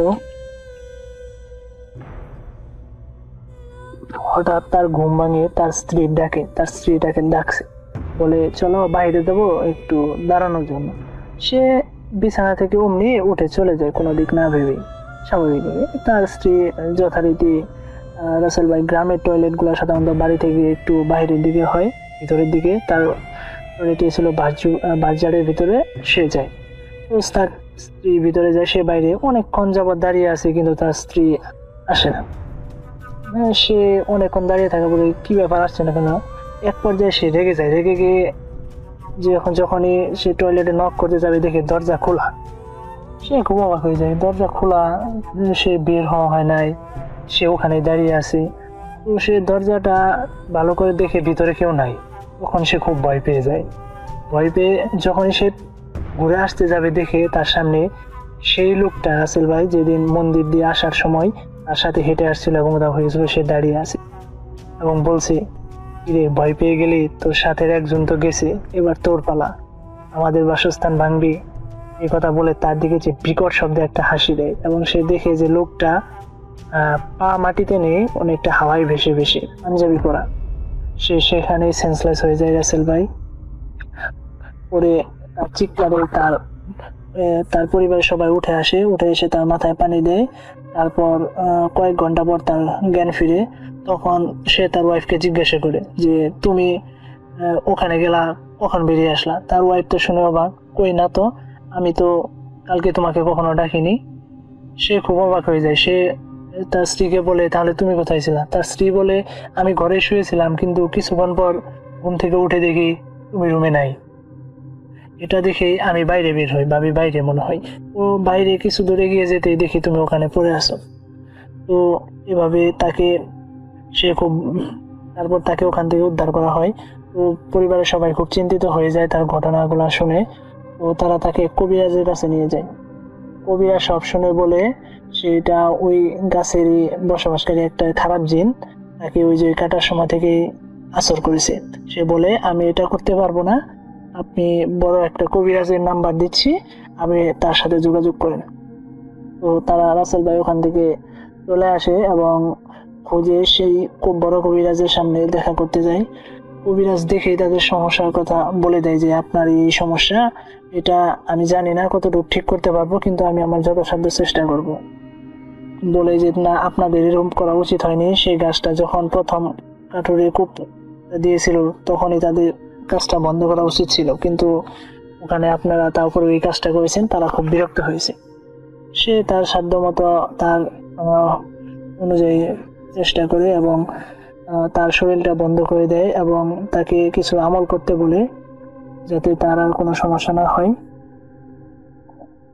তারপর কবিরাজ আরো বলে যে সে যেন রাত্রে একলা বের না হয় এবং কি সেই মন্দিরের ওখান দিয়ে একা একা না যায়। তো রাসেল ভাই তারপর তারা ওখান থেকে চলে আসার পরে মোটামুটি ভালোই এই কাটায়। তারপর আর তার তেমন কোনো সমস্যা হয়নি। তো রাসেল ভাই, এটাই ছিল আমার ঘটনা। রাসেল ভাই, এটা একটা সত্য ঘটনাটা যার কাছ থেকে ঘটেছে তার কাছ থেকে আমার ঘটনাটা কালেক্ট করা। রাসেল ভাই সেই গাছ দুটোর মধ্যে একটা গাছ এখনো রয়ে গেছে। কিছুদিন আগে একটা গাছ মানে এমনি নিচ থেকে মাটি সরে যাওয়ার পরে মানে ভূপতিত হয়ে যায়, কিন্তু একটা গাছ এখনো আছে এবং কি সেই গাছগুলা অনেক মানে দাম হলেও কিন্তু এই গাছ রাসেল ভাই কেউ কিনতে চায় না এবং কি সেই ঘটনা শুনে কেউ আর ওই গাছটা কাছেও যায় না। রাসেল ভাই, এই মন্দিরকে ঘিরে আরো অনেক ঘটনা আছে। এই ঘটনাটা যদি লিসেনারদের সামনে প্রচার করা হয়, ইনশাল্লাহ সেই ঘটনাগুলো আমি লিসেনারদের সামনে শেয়ার করব। তো রাসেল ভাই ভালো থাকেন, সুস্থ থাকেন, বুথ.com দীর্ঘজীবী হোক। আসসালামু আলাইকুম। আসসালামু আলাইকুম রাসেল ভাই, আমি মোহাম্মদ মুস্তাফিজুর রহমান মনির, ঢাকা উত্তরা দক্ষিণখান থেকে। তো রাসেল ভাই, আমার প্রথম ঘটনাটা শেয়ার করার জন্য আপনাকে অসংখ্য ধন্যবাদ। প্রথম ঘটনা শেয়ার করার পরে আমি উৎসাহ পেয়ে আমি দ্বিতীয় ঘটনাটা আবার আপনাকে পাঠাচ্ছি। যে ঘটনাটা ভালো লাগে আপনি শেয়ার করবেন। তো রাসেল ভাই, আমি সরাসরি ঘটনা চলে যাই। আমি ঘটনাটা ঘটে 2016 কিংবা 17 সাল এরকম সময়। আর ঘটনাটা হচ্ছে যার সাথে ঘটে সে হচ্ছে আমার ফুবুর ননদের সাথে ঘটে ঘটনাটা 2017 কিংবা 17 সালে। তো যে আমার ফুবুর যে ননদ, সে বিয়ে করে 2010-এর দিকে। বিয়ে করার প্রায় 5-6 বছর হয়ে যায়। তারা অনেক চেষ্টা করে একটা বাচ্চা নেওয়ার জন্য, তাদের কাছে বাচ্চা হচ্ছিল না। তো তারা অনেকভাবে চেষ্টা করে, ডাক্তার, কবিরাজ বিভিন্নভাবে চেষ্টা করে, কিন্তু তারা আসলে মানে চেষ্টা করার পরে হচ্ছিল না। তারা চিন্তা করে যে আল্লাহ যখন আমাদের কপালে রাখে নাই, তো একটা বাচ্চার দত্তক নেই। এরকম তো অনেক বাচ্চাই থাকে যাদের বাবা মা নেই অথবা ফেলে রেখে চলে যায়। তো এরকম একটা বাচ্চাকে আমরা মানুষ করে বড় করব। তো তারা মানে সেভাবে প্রিপারেশন নিয়ে তারা একটা এতিমখানা যোগাযোগ করে এবং তারা যেরকম সন্তান চাচ্ছিল সেরকম একটা মানে শিশু পেয়ে যায়, না বাচ্চা শিশু পেয়ে যায়। তো শিশুটা হচ্ছে 3 থেকে 4 মাসের একটা শিশু পেয়ে যায়। তো তারা এতিমখানা যায়, যার পরে যে কিছু প্রসেস থাকে, মানে এতিমখানা থেকে তাদের দায়িত্ব নেওয়ার জন্য যে কিছু প্রসেস থাকে তারা তা মানে কমপ্লিট করে আনে। আর আসল ভাই, বাচ্চাটা যে মানে তারা যে বাচ্চাটাকে দত্তক মানে নিবে, তারা মানে এতিমখানায় বাচ্চা যখন 3 থেকে 4 দিন বয়স, তারা মানে সেই এতিমখানায় একটা গেটের সামনে, তাদের যে গেট, প্রধান গেট, সেটার সামনে তারা পায়। মানে রাত্রে 2টা কিংবা আড়াইটা দিকে অনেক মানে মধুরাতে তারা মানে যে তাদের গেটের সামনে, এতিমখানা গেটের সামনে মানে কান্নাকাটির আওয়াজ শুনে তারা মানে সবাই এসে দেখে যে একটা বাচ্চা কান্নাকাটি করতেছে। হয়তো বা এরকম থাকে, বাবা মা নিতে চাচ্ছেন এরকম একটা বাচ্চা, এরকম অনেকেই থাকে বাবা মা যে বাচ্চা রেখে চলে যায়। তো এরকম একটা বাচ্চা তারা 2-3 মাস রাখার পরে আমার ফুফুর যে ননদ, তারা খোঁজ পায় এবং তারা বাসায় নিয়ে আসে সবকিছু করে। তো রাসেল ভাই যেদিন থেকে বাচ্চাটা আনে, মানে সেদিন থেকেই আসল ঘটনাগুলা মানে ঘটা শুরু করে। ঘটনাটা হচ্ছে যে 3 থেকে 4 মাসের বাচ্চা না, স্বভাবত তারা শুয়ে থাকে, উঠতে পারে না, বুঝতে পারে না। তো রাসেল ভাই, মানে আমার ফুবুর যে ননদ আর ননদের হাজবেন্ড, তারা অনেক খুশি, সেটা অনেক খুশি থাকে। কিন্তু আমার ফুবুর যে ননদ, তার হাজবেন্ড একটা কাজে বাইরে যায়, যে বাচ্চার জন্য অনেক জামা কাপড় গুলো দরকার, এটা কিনতে যায়। তো ফুবু বাসায় কাজ করতেছিল, কাজের ফাঁকে মানে উনি রুমে এসে, যে রুমে বাচ্চাটাকে মানে শুয়ে রেখে মানে ঘুম পাড়িয়ে রেখে যায়, সেই রুমে মানে এসে ফুবু দেখে যে 3 থেকে 4 মাসের বাচ্চা মানে হামাগুড়ি দিয়ে মানে 6-7 মাসের বাচ্চারা যেরকম হামাগুড়ি দিয়ে যেরকম চলাফেরা করবে, ঠিক সেভাবে 3 থেকে 4 মাসের একটা বাচ্চা ওইভাবে চলাফেরা করতেছে। তো ফুবু ননদ দেখে সেটা অনেক আসলে ভয় পায়। আর ফুবুরা থাকে সাধারণত আলাদা, মানে ফুবুর যে ননদ তারা থাকে আলাদা, স্বামী আর স্ত্রী আলাদা বাসায় থাকে, আর তাদের যে মানে শ্বশুর শাশুড়ি তারা আলাদা থাকে। তো তিনি বাসায় একাই ছিলেন। তো দেখে 3-4 মাসের একটা বাচ্চা মানে হামাগুড়ি দিয়ে খেলছে, মানে খেলতেছে, হাঁটা মানে চলাফেরা করতেছে। তো সেটা দেখে আসলে মানে ফুবুর যে ননদ সে অনেক ভয় পেয়ে যায়। তো তার যে হাজবেন্ড তাকে সে বাসায় আনার পরে মানে বিষয়টা তারা নর্মালি নেয়, যেরকম হয়তো বা চোখ মনের ভুল, মানে কোনো বাচ্চা হয়নি, এতদিন বাচ্চা পায়নি, প্রথম মানে একটা বাচ্চা তাদের ঘরে, তো এরকম মনের ভুল করে এরকম মানে এটা ছেড়ে দেয়, বিষয়টা ভুলে যায়। তো তারপরের দিন মানে বাচ্চাকে মানে ফ্লোরের মধ্যে শুয়ে রেখে সে কাজ করতেছিল যে বাচ্চা খাটে থাকুক, এর চেয়ে বাসা মানে বাচ্চা কাছে থেকে ঘুমাক। তো কাজ করতেছিল, হাতের কাজগুলো করতেছিল, বাচ্চাকে পাশে ফ্লোরে মানে নিচে একটা কাপড় দিয়ে শুয়ে রেখে। তো বাচ্চাটা হঠাৎ করে মানে উঠে হামাগুড়ি দিয়ে চলে গিয়ে মানে পাশে চেয়ার, একটা 3 থেকে 4 মাসের বাচ্চা, মানে যে ভারী কিছু মানে উঠানো সম্ভব না, সে একটা চেয়ার উঠিয়ে মানে খেলা করছে, 3 থেকে 4 মাসের একটা বাচ্চা। তো সেটা দেখে তার মানে মানে ফুবুর যে ননদ সে আসলে প্রচন্ড ভয় পায়, এবং প্রচন্ড ভয় পেয়ে সে তার রুমের দরজা খুলে পাশের রুমের আশেপাশের লোক ডেকে এনে বলে যে এরকম বাচ্চা কিন্তু তখন সাথেই আছে, মানে বাচ্চা শুয়ে আছে, তখন এরকম চলাফেরা করতেছিল না, কিন্তু বাচ্চার সাথে শুয়ে আছে। তো বলা হয়তো বা মনের ভুল, মানে অনেকদিন এই প্রথম কোনো মানে বাচ্চা শিশুকে নিয়ে এরকম তার আছে, এই জন্য মনে মানে একটা হয়তো বা ভুল একটা কাজ করতেছে, ভুল কিছু কাজ করতেছে। তো ফুবু যে ননদ সে মানে আর কোনো রিস্ক না নিয়ে একটা হুজুরকে আনতে চায়। তো সেদিনও মানে ফুবুর যে ননদ সে বাইরে থাকে। তো ফুবু ননদ তার হাজবেন্ডকে বলে দিয়েছে যে মানে একটা হুজুরকে ডেকে না একটু মানে একটু দেখাইতে, কোনো যদি সমস্যা হয়ে থাকে, বাসা যদি কোনো সমস্যা থাকে, শিশু বাচ্চা হয়তো বা কোনো কিছুর আসর অথবা নজর পড়তে পারে। তো সেই জন্য আসলে তার হাজবেন্ড আসার সময় একটা হুজুর আনে। হুজুর আনার পর মানে সে গেট খুলতে যায়, যে আমার ফুবুর ননদ সে গেট খুলতে যায় যে কে আসলো। মানে যখন হুজুরটা যখন রুমে ঢুকে তখন থেকে রাসেল ভাই মানে বাচ্চা শিশুকে যে একটু আগে ঘুম পাড়িয়ে রাখছে তাকে খুঁজে পাওয়া যাচ্ছে না রুমের মধ্য থেকে। তো হুজুর বিষয়টা বুঝতে পেরে মানে আর কিছু বলে না, সে চলে যায়, দোয়া দুরুদ পরে মানে পানি ছিটা দিয়ে চলে যায়, বলে যেটা সমস্যা না, হয়তো বা এরকম সমস্যা হইতে পারে। তো রাসেল ভাই তারপর থেকে মনে করেন আরো ভয়ানক ঘটনা ঘটতে থাকে। যেমন শুধু তাকে স্বপ্ন দেখায় যে তোমাকে আমি মা ভাবছিলাম, তুমি আমাকে এটা কি করলা, তুমি হুজুর আনলা কেন, আমি তো তোমার কোনো ক্ষতি করি নেই।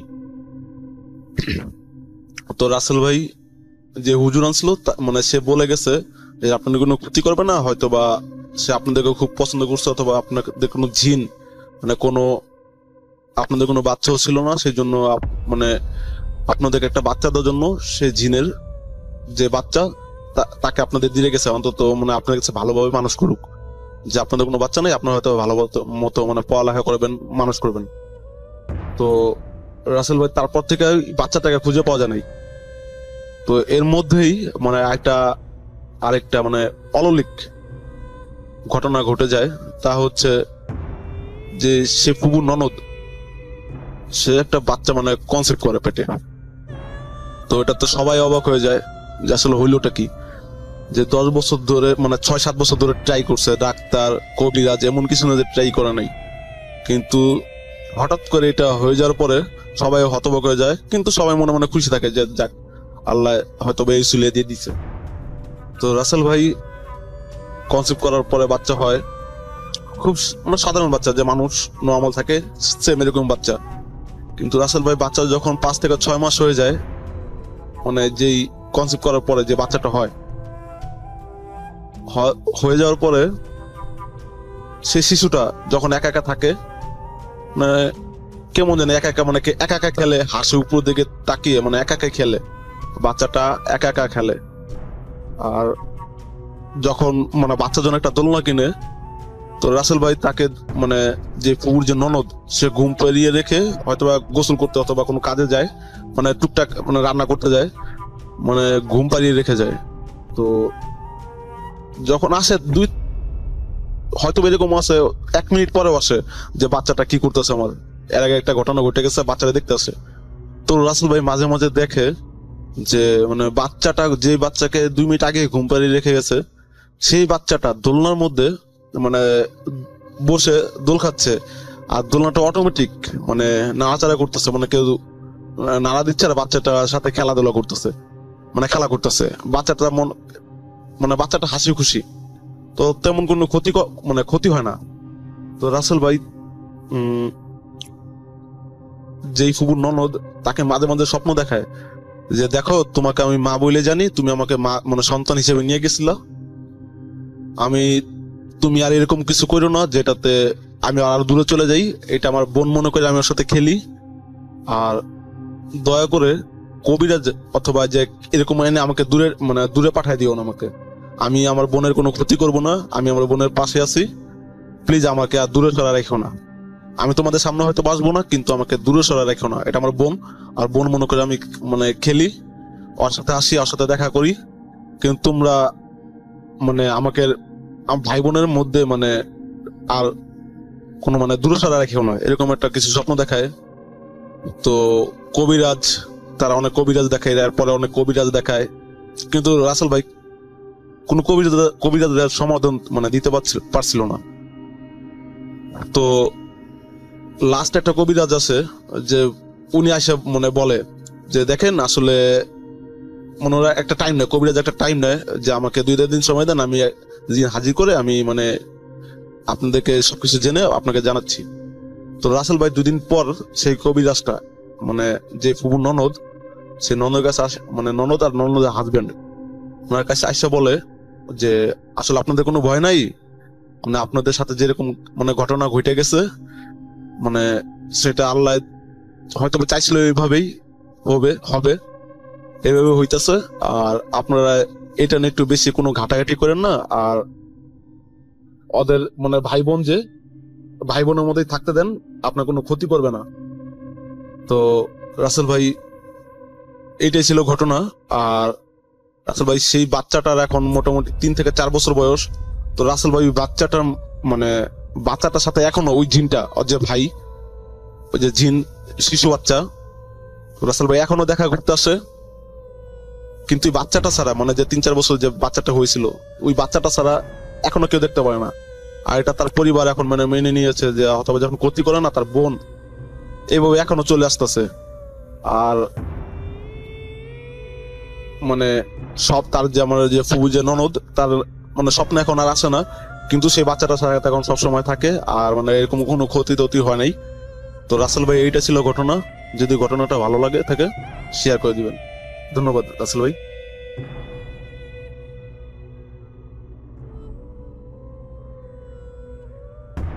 আপনাদের সবাইকে অনেক অনেক ধন্যবাদ এতক্ষণ পর্যন্ত আমাদের সাথে থাকার জন্য। অনেক অনেক শুভকামনা রইল।